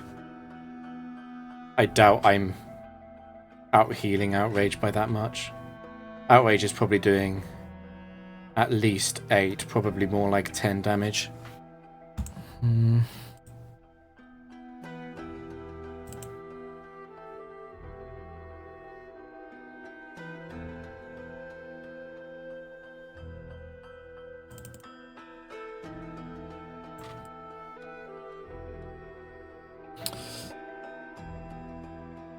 Explosion again.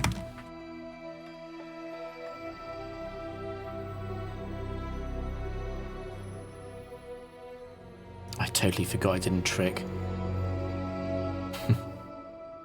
Okay.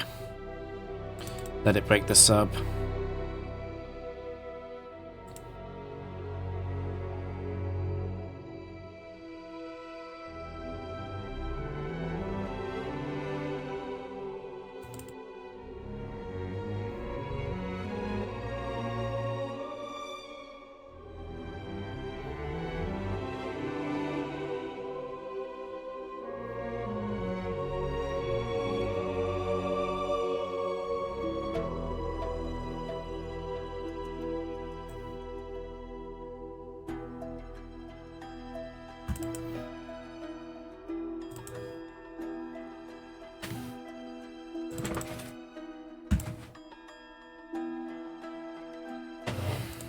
Hefty trick because of Dragon Dance being a possible turn 1 choice.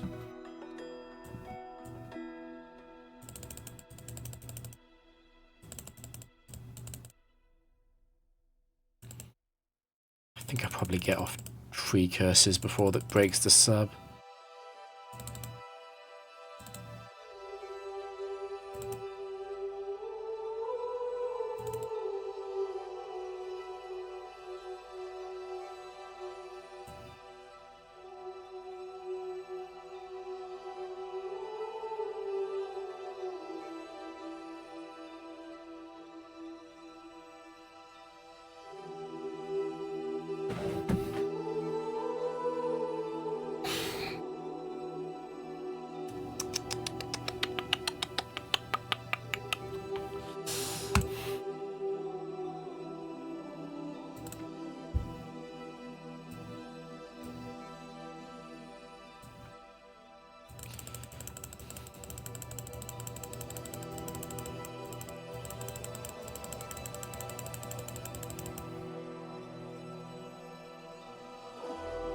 Is Solomon's Falls Outrage the strongest physical move I'd ever have to set up on?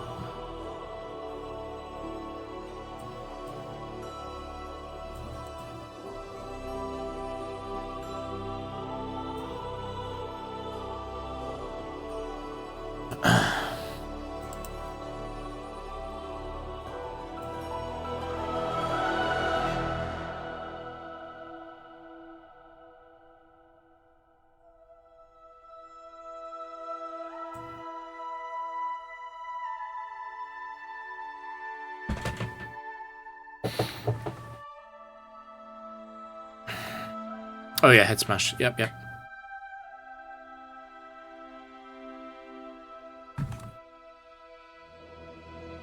There are a few...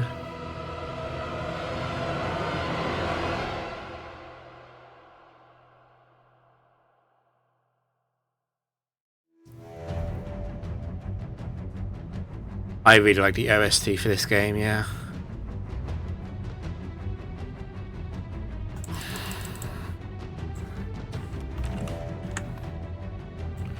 I'm still not sure if Garchomp is meant to set up on Rampardos. Arguably, Rampardos is a turn 1 Thunder Wave. Okay, please don't be Rhydon 4. Good.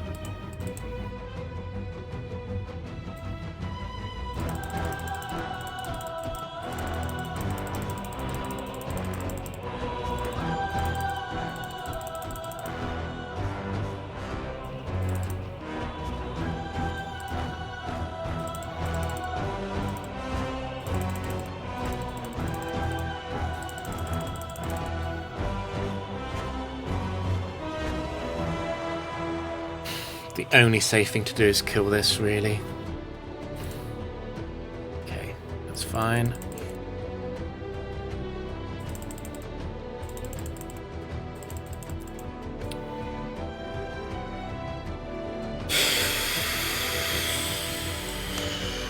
What are you actually going to do?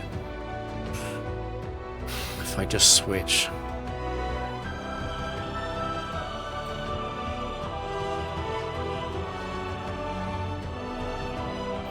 Because Registeel is faster than this thing.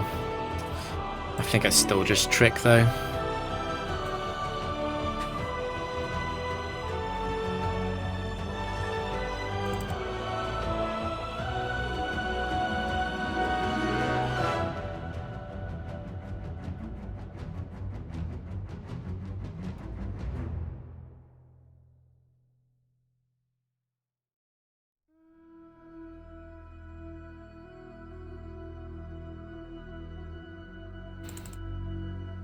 Scientists are weirdly good at stopping Registeel sweeps.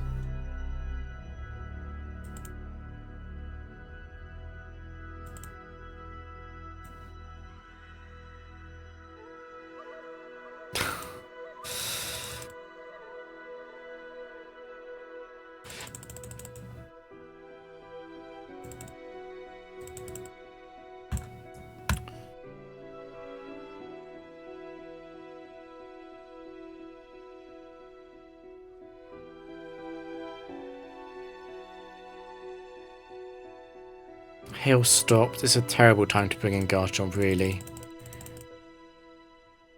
I like going at +2.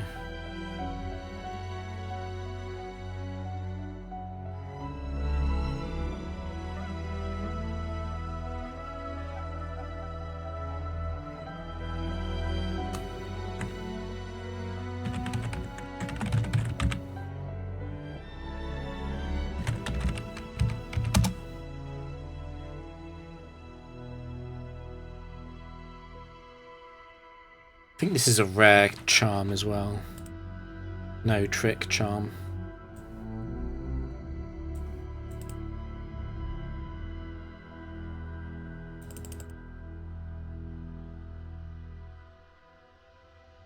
It needs a lot of crits to get anywhere. I heavily out-heal Aquatail.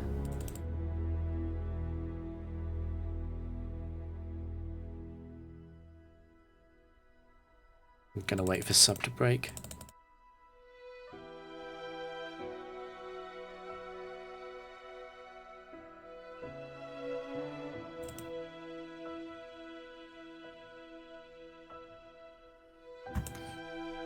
It's Machamp free.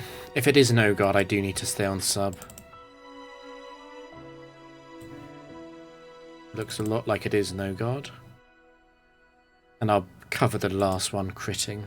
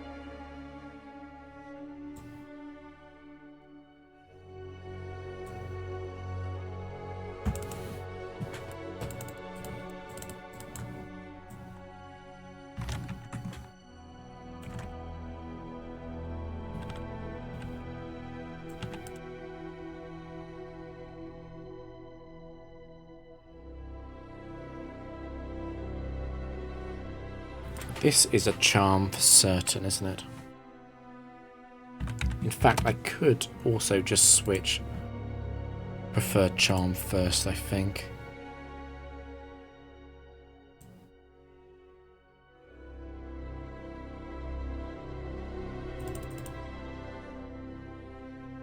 There's a small risk that multiple brick breaks crit, but there was a much larger risk with Latias staying in that it's either sticky hold or it decides to explode.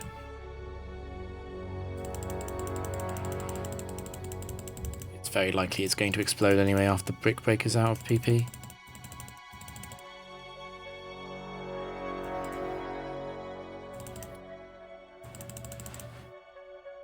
It's going to be any second now.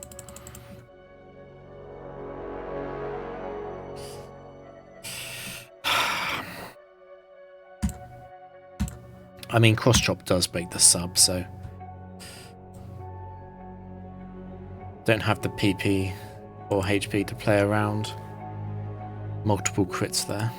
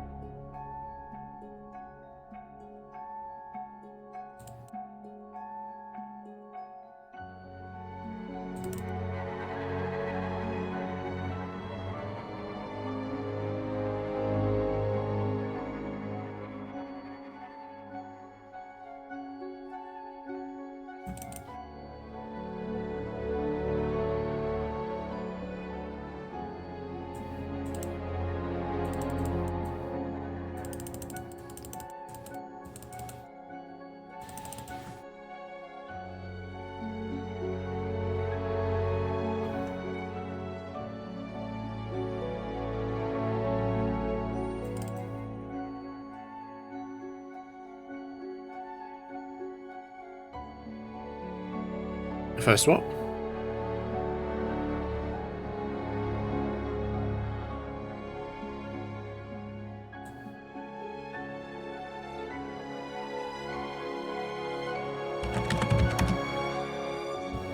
Ring Out is actually more likely than Ice Beam, which is weird, but it's just how the AI works. Yeah.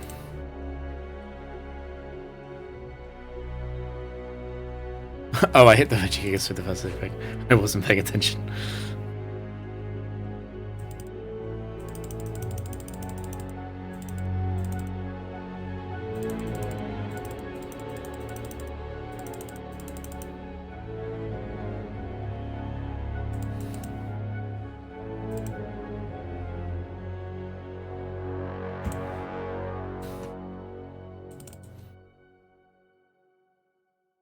I'm not coming off substitute until cross chop is no longer a threat.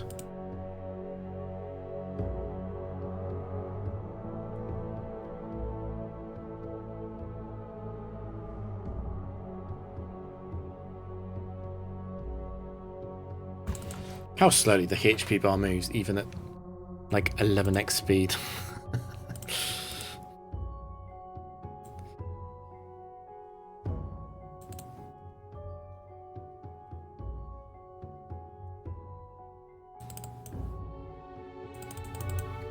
Level 100 would be even worse, yeah.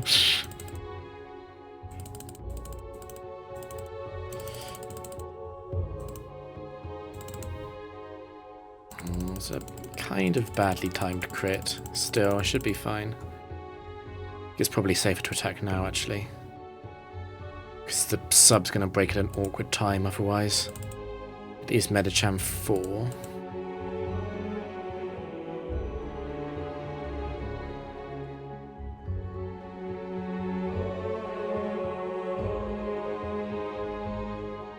is really weird how they put open level in factory in Gen 4. It is slightly different to level 50, yes, but I don't really know why they put it in. It feels like something they just didn't change from an earlier build of the game. I mean, the Frontier was probably quite rushed.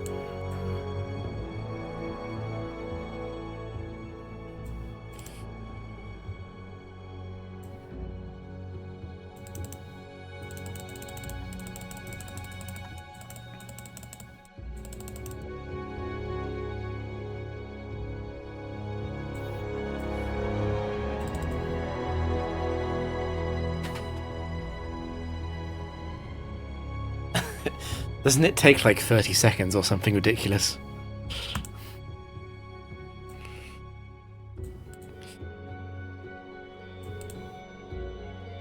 Oh, I don't want to play around with Blaze Kick actually.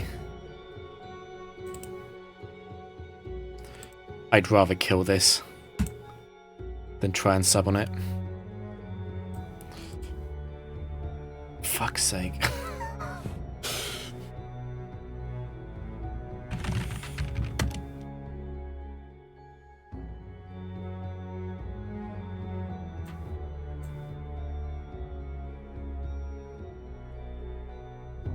The game was listening to me saying that I didn't want to set up sub before killing it, and now it's sent in Wisp cache. It is the last Pokemon. I am not too worried.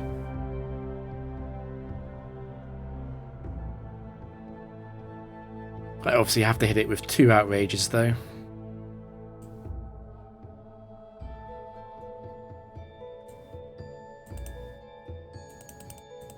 That. I guess I can give it the wide lens instead of the zoom lens.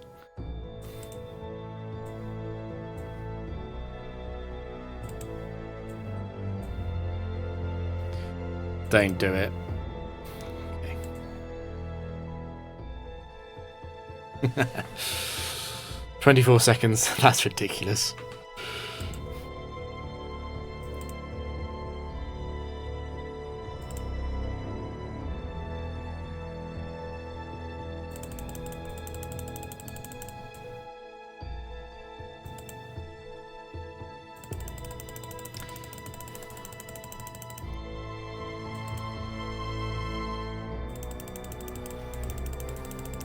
The nightmare would have been if Blizzard had frozen Latias, I guess. And I'd only got 1 flash off. I would still obviously sub. I would have subbed 4 times. Would have been pretty likely to get the miss, but not guaranteed.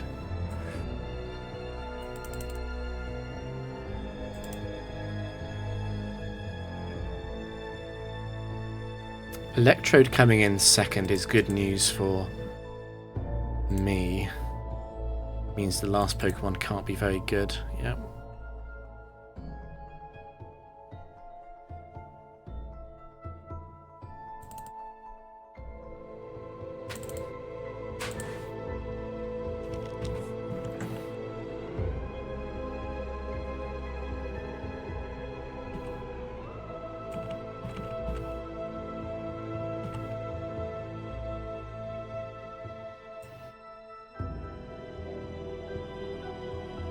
Let's not rush this decision, actually. I know I'm tired at this point.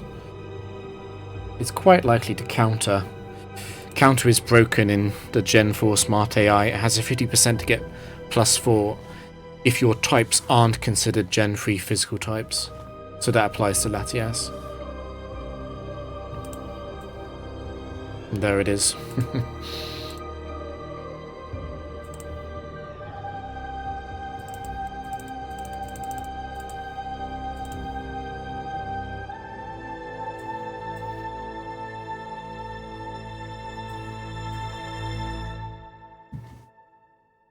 Very rare Mischievous 2 appearance.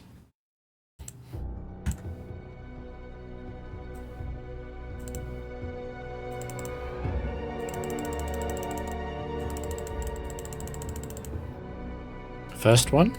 Nope. First one?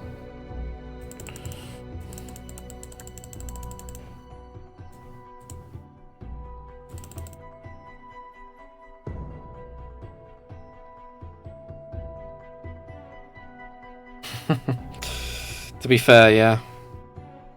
There are plenty of Pokemon in Gen 4 which could have 2 previously special types but actually want to run physical moves. I didn't pay attention to the trainer, but I still flash anyway. It is Gastrodon. This is the Nightmare Fuel one. We can't trick this because of Sticky Hold.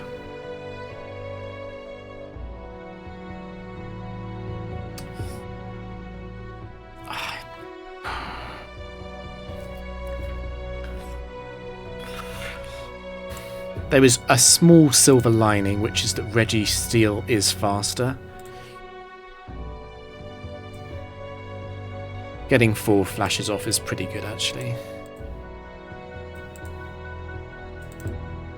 Okay, Earth Power won't break the sub at +4. It would have at +3. I wonder if I meant to sit out Earth Power. I probably am.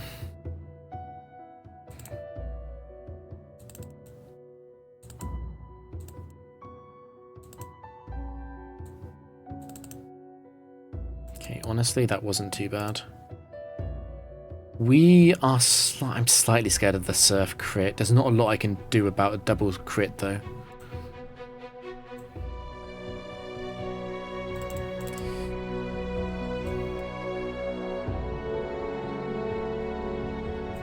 All I can do is try and feel when I'm... My mental model of the substitute HP is about to be killed. Honestly, that's a very good end situation for Gastrodon 4 lead. There was a lot of Gastrodon 4 discussion on the original thread, for good reason.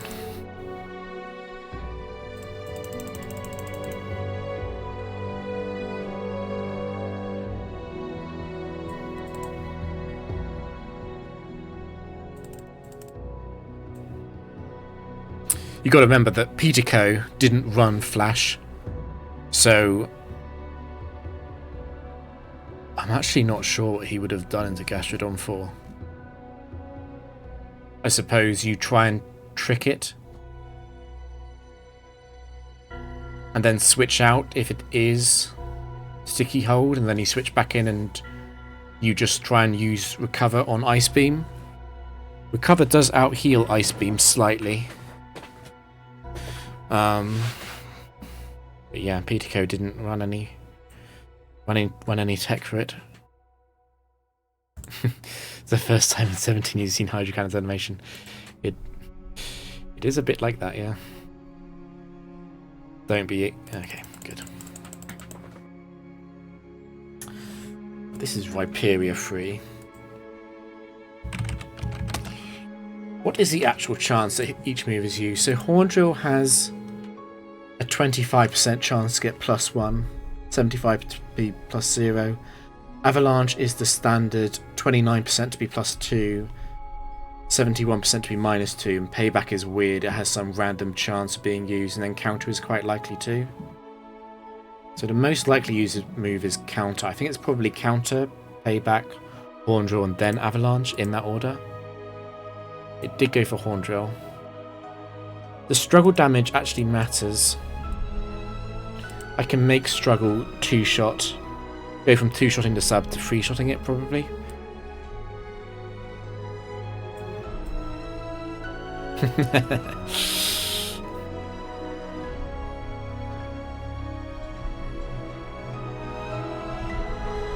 Yeah, I feel that.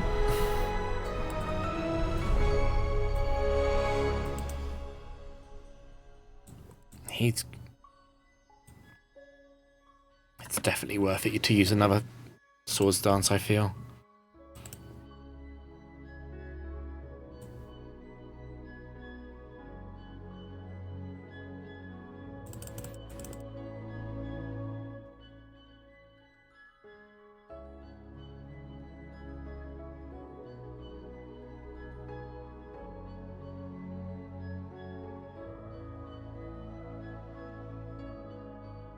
Okay.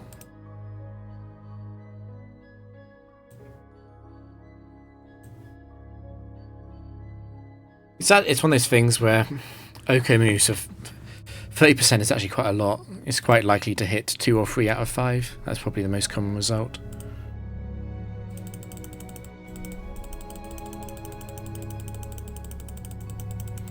I've definitely had a situation where Horn Drill is 30%.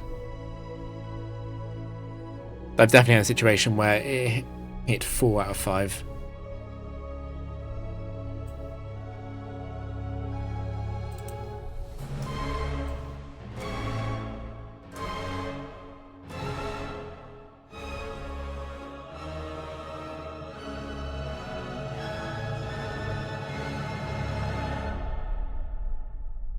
It's 30% if you're the same level. If you're not the same level, it's 30% plus 1% for each level gap there is.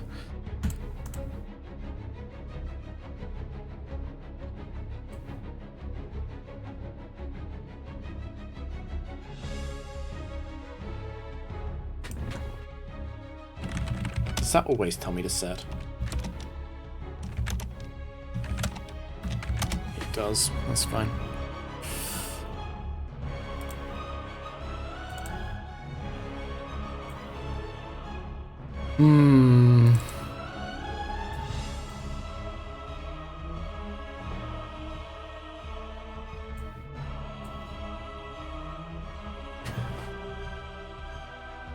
I don't know. I can't think of anything that has an accuracy of 18%.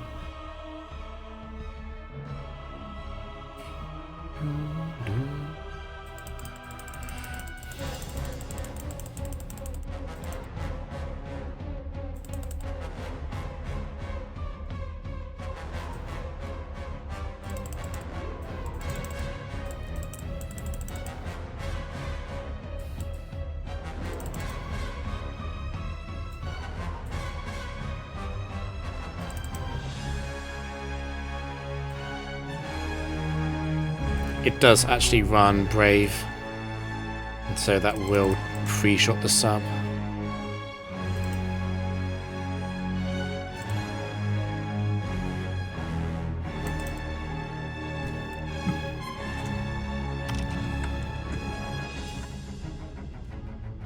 Right, let me check. I've actually been counting correctly. I have.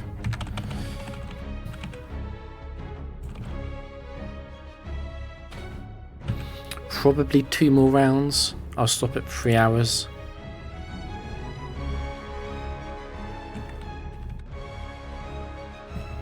I don't want this thing to explode either is the issue. It's not guaranteed to be Drifblim 4.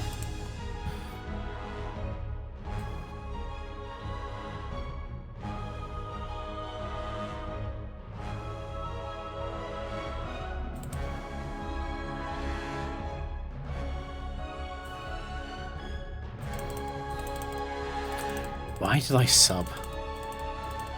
That's a tired mistake.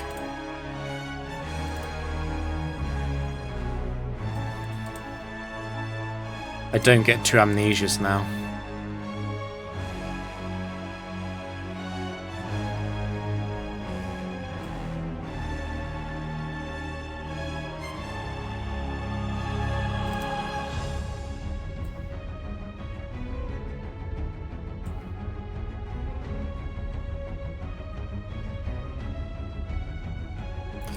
I'll just break the sub already.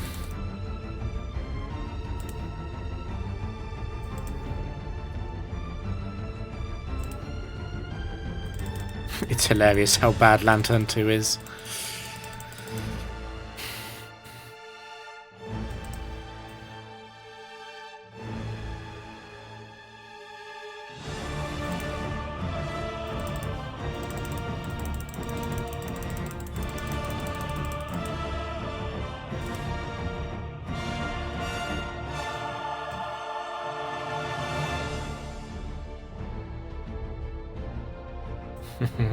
Milo 2 is another classic set 2 useless one. Oh, Gliscor 3 is fun.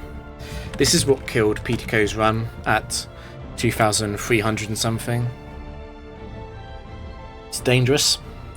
If you trick it, it's obviously faster than Garchomp, which is what Pitico did. I think the much safer thing to do is Flash. Particularly because it might switch with U-turn.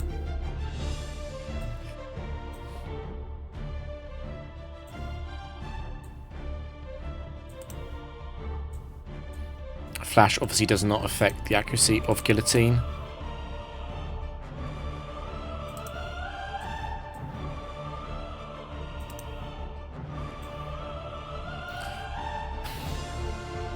I do not want to be hit by counter, but there is not a lot I can do.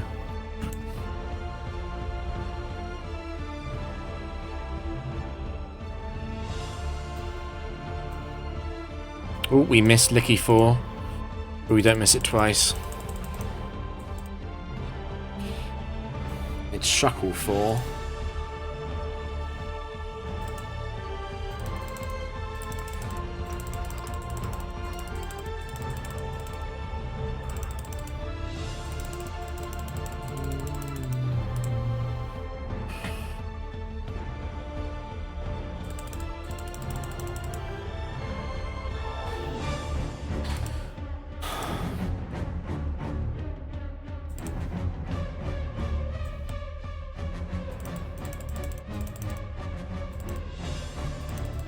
Probably shouldn't have used sub, actually.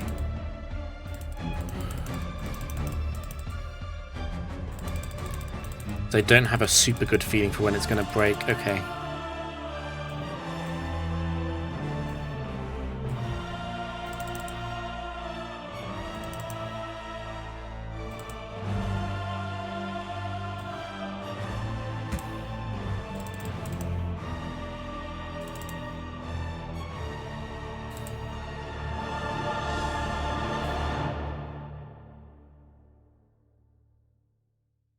Acrobatics, that dramatically changes how scary this set is.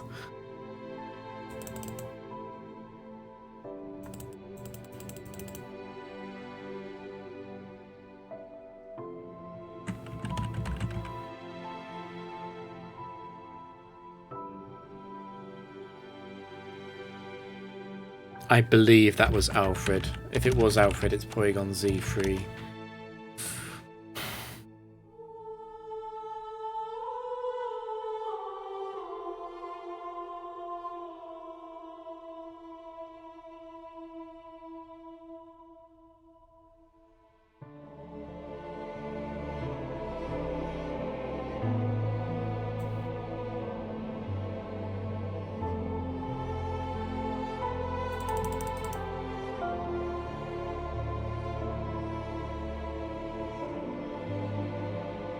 Wait, there's a mild choice band Staraptor.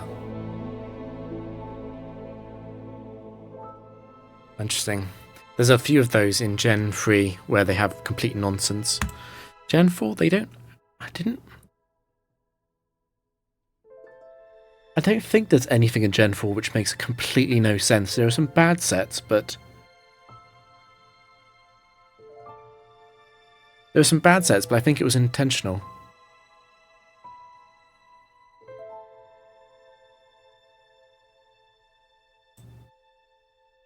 Yes, Tyranitar and Dragonite have 10 sets.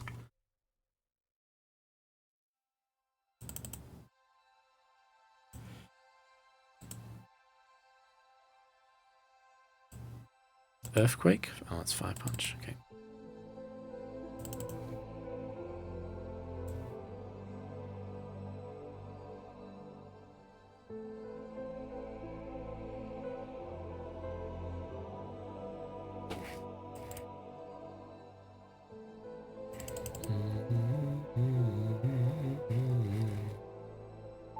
It's crazy to think that the Gen 3 doubles record is 259 and the Gen 4 one is like probably about 60.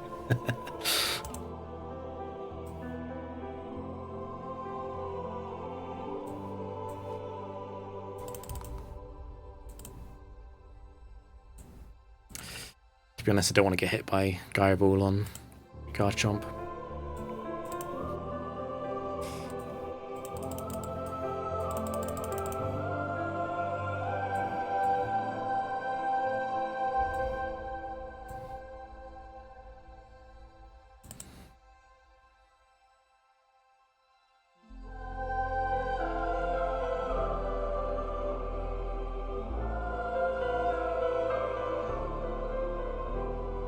I've never played Subway with the CPU partner. That sounds funny. But it only sounds funny to someone like me because I like pain.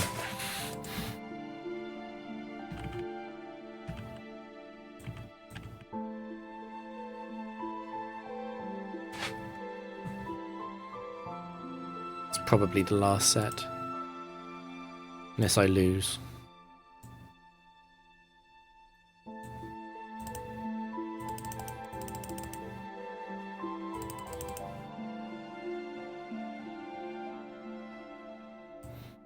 Yeah, TRE is quite good at... It's interesting with TRE. It's difficult to break down. On one hand, if he is legit, he is one of the best players we've ever had. He was a long way ahead of his time. On the other hand, he has some inexplicably stupid moments that he didn't even pick up on. It's really weird. I think I do believe him.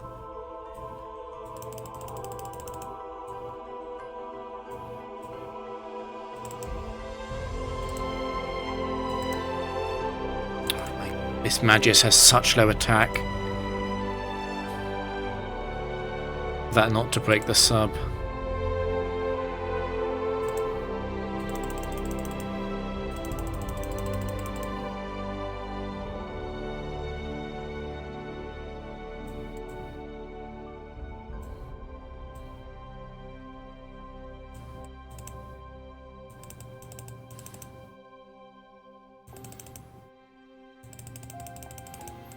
I do remember as a kid though playing multis in Gen 3 and Gen 4 doubles. I thought it was hilarious because the AI partner was so stupid.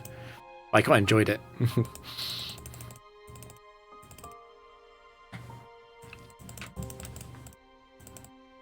Hurry up and break the sub. There we go.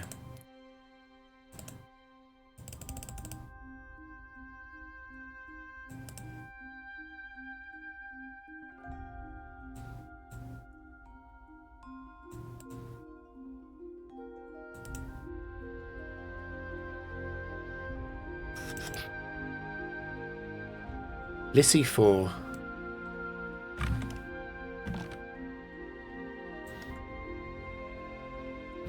I could just wait for Latias to fall asleep.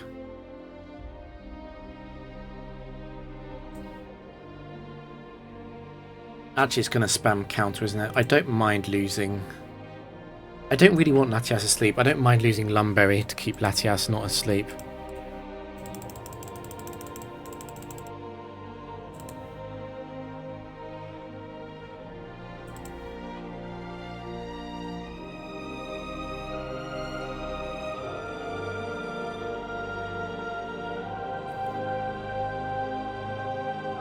The thing about his teams is all of his teams are overachieving, in my opinion. None of them are outright fake, like certain other users. But it's almost like all of his streaks are lucky. Not really lucky, but just like a bit lucky. Including the singles ones. Like when he went 330 in singles with Gengar, Frostlass and Blissey, and I'm like, well, if you get flinched by Waterfall or something, you're in a lot of trouble. I'm not saying he's fake, it's just like, it's almost like if you were a very clever trick cheater, you would be the same as TRE, where it's like he understood how good the team was and then slightly overestimated it and posted it as a record. I'm not saying he did that, but a very clever cheater would have a similar profile of games to TRE, I think.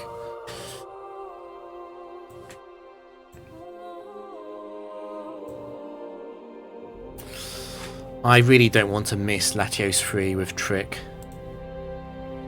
It's Latios 4, that's fine.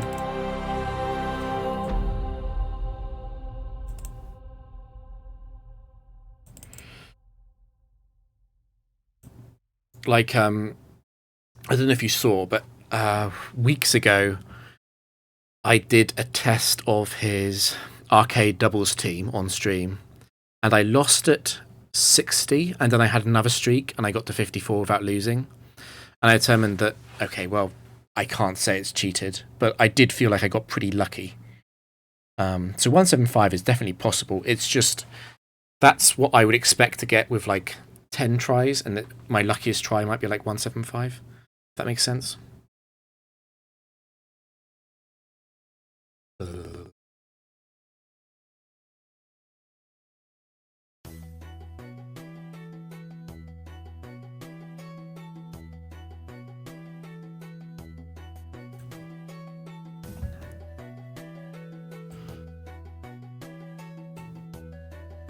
I'm so glad this thing has odd HP.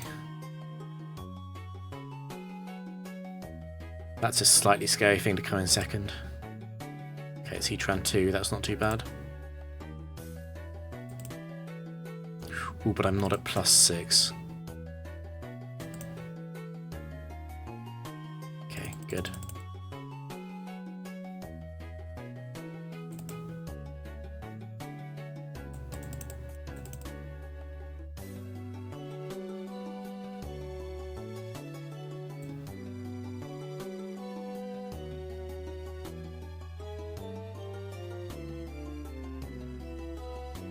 The thing about TRE is, if you believe him, that he also played like, what was it? He played like 2 or 3 times as much as Jumpman in Diamond and Pearl, and Jumpman had like 3,000 games of singles in Diamond and Pearl in the first year. So he would have had like 6,000 or 7,000 games between doubles and singles. And if you have that many games, it's not surprising that your best streak is going to be quite lucky. So it's not, I'm not saying it's egg, but it's like, if you believe him, you also believe he played as much as he said he did, which was a lot. It was definitely enough to get lucky. So he was, if he's legit, he was a mega grinder. Like, he didn't just play a facility like once or twice for a team. He kept going until he got what he felt like was a good record, which is fine. There's nothing wrong with that. What is a tiny bit weird to me is the fact that he didn't post that much for someone who played as much as he did. Like, generally the people who posted the most were also the people who played the most, and then TRE was a big outlier in one direction, but there were also other outliers, like people who posted a lot who barely played at all. So, you know, there's nothing wrong with it. There's no rule against it.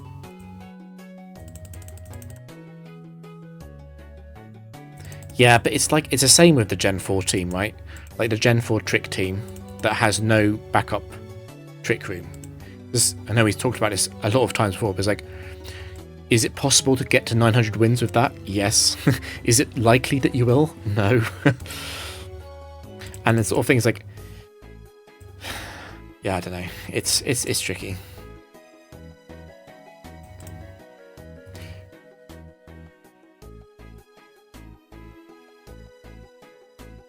What is crazy, because I want to do I'm doing a video on the Battle Tower back in like 2007 to 2010, basically like the Jumpman, TRE, etc. era.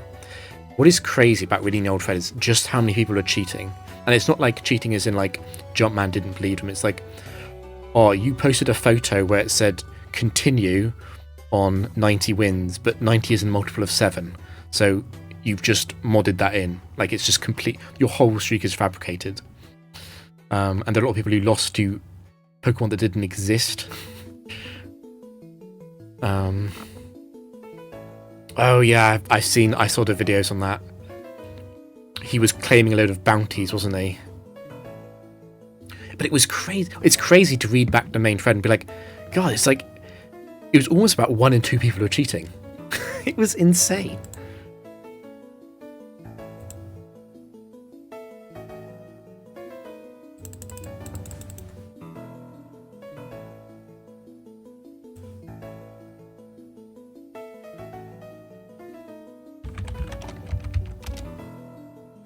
Yeah, I get the feeling that everyone knew him. The biggest instance of cheating that I'm familiar with is the Trackmania community.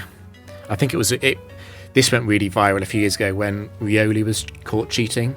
But what was crazy about Rioli cheating is that Rioli was the head moderator of the anti-cheating team for years. and he was probably the most trusted person in the whole community, and he was probably top 10 skill-wise in the game. And Riolu cheating was just like, it was unbelievable. It would be like Worcester being caught cheating. I'd say that's a similar level of thing. Obviously, I'm not saying Worcester's a cheater. I don't think Worcester's cheating at all, but that's the kind of groundbreaking thing it was. And it really messed up the community.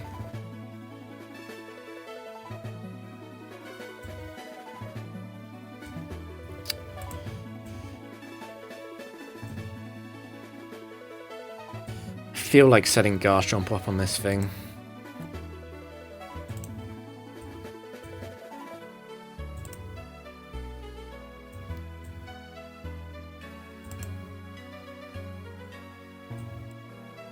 There is a lot more safety in the Garchomp sweeps.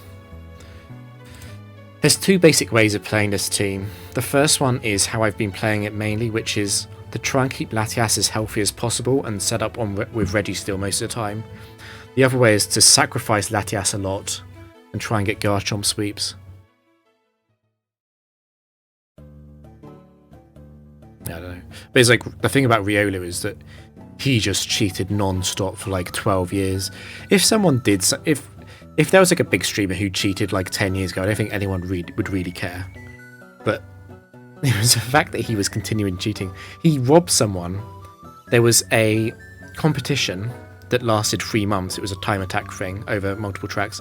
And on the last day, he cheated on 7 tracks and robbed this other guy of getting the win. And I'm just like, that's so sad, because the other guy worked so hard and you robbed him of first place and the trophy and everything else.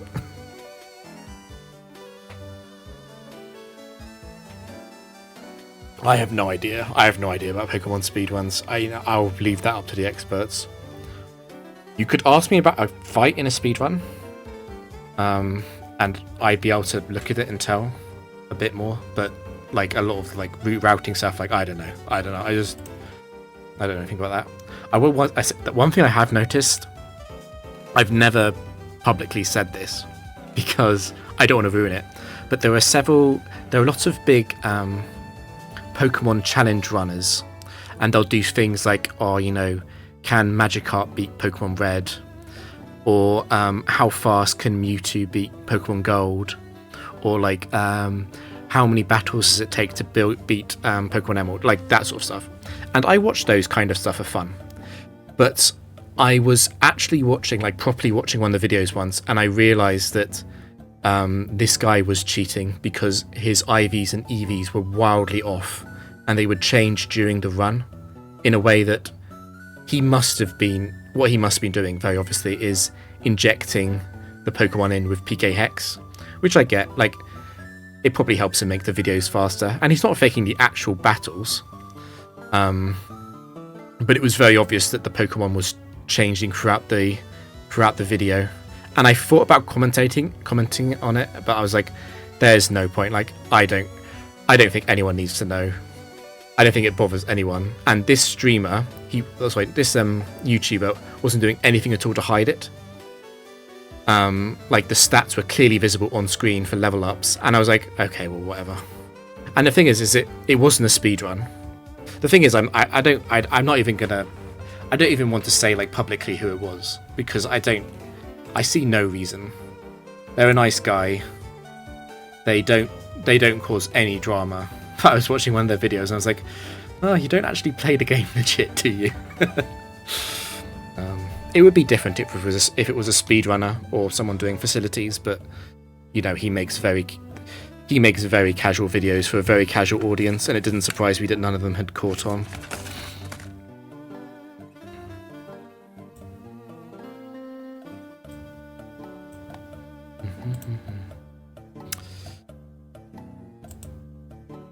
There's a small risk that this thing kills itself to crits. But yeah, like in this battle, I could have T-waved and charmed Crobat and then set up. You probably have an idea. There are not a lot of big Pokemon Challenge Run players. Also, I don't know if he still does it. Like, maybe he doesn't do it anymore. But also, I was thinking, like, to myself, I was like, everyone likes the idea of being a Pokemon YouTuber, but would I really want to play a Pokemon game, like, twice a week and film it and then edit it? I don't think so. I don't think I'd have fun doing that. I think I would want to find a way of streamlining that process, and I probably might end up with something like, I might have, like, a save state before each gym, and then I can just inject in a Pokemon PK Hex, and then I can play the gym, and I can play that footage to make it look like I'm going for the game, but what I'm actually doing is just fighting like 8 gyms and then delete 4, and doing nothing else.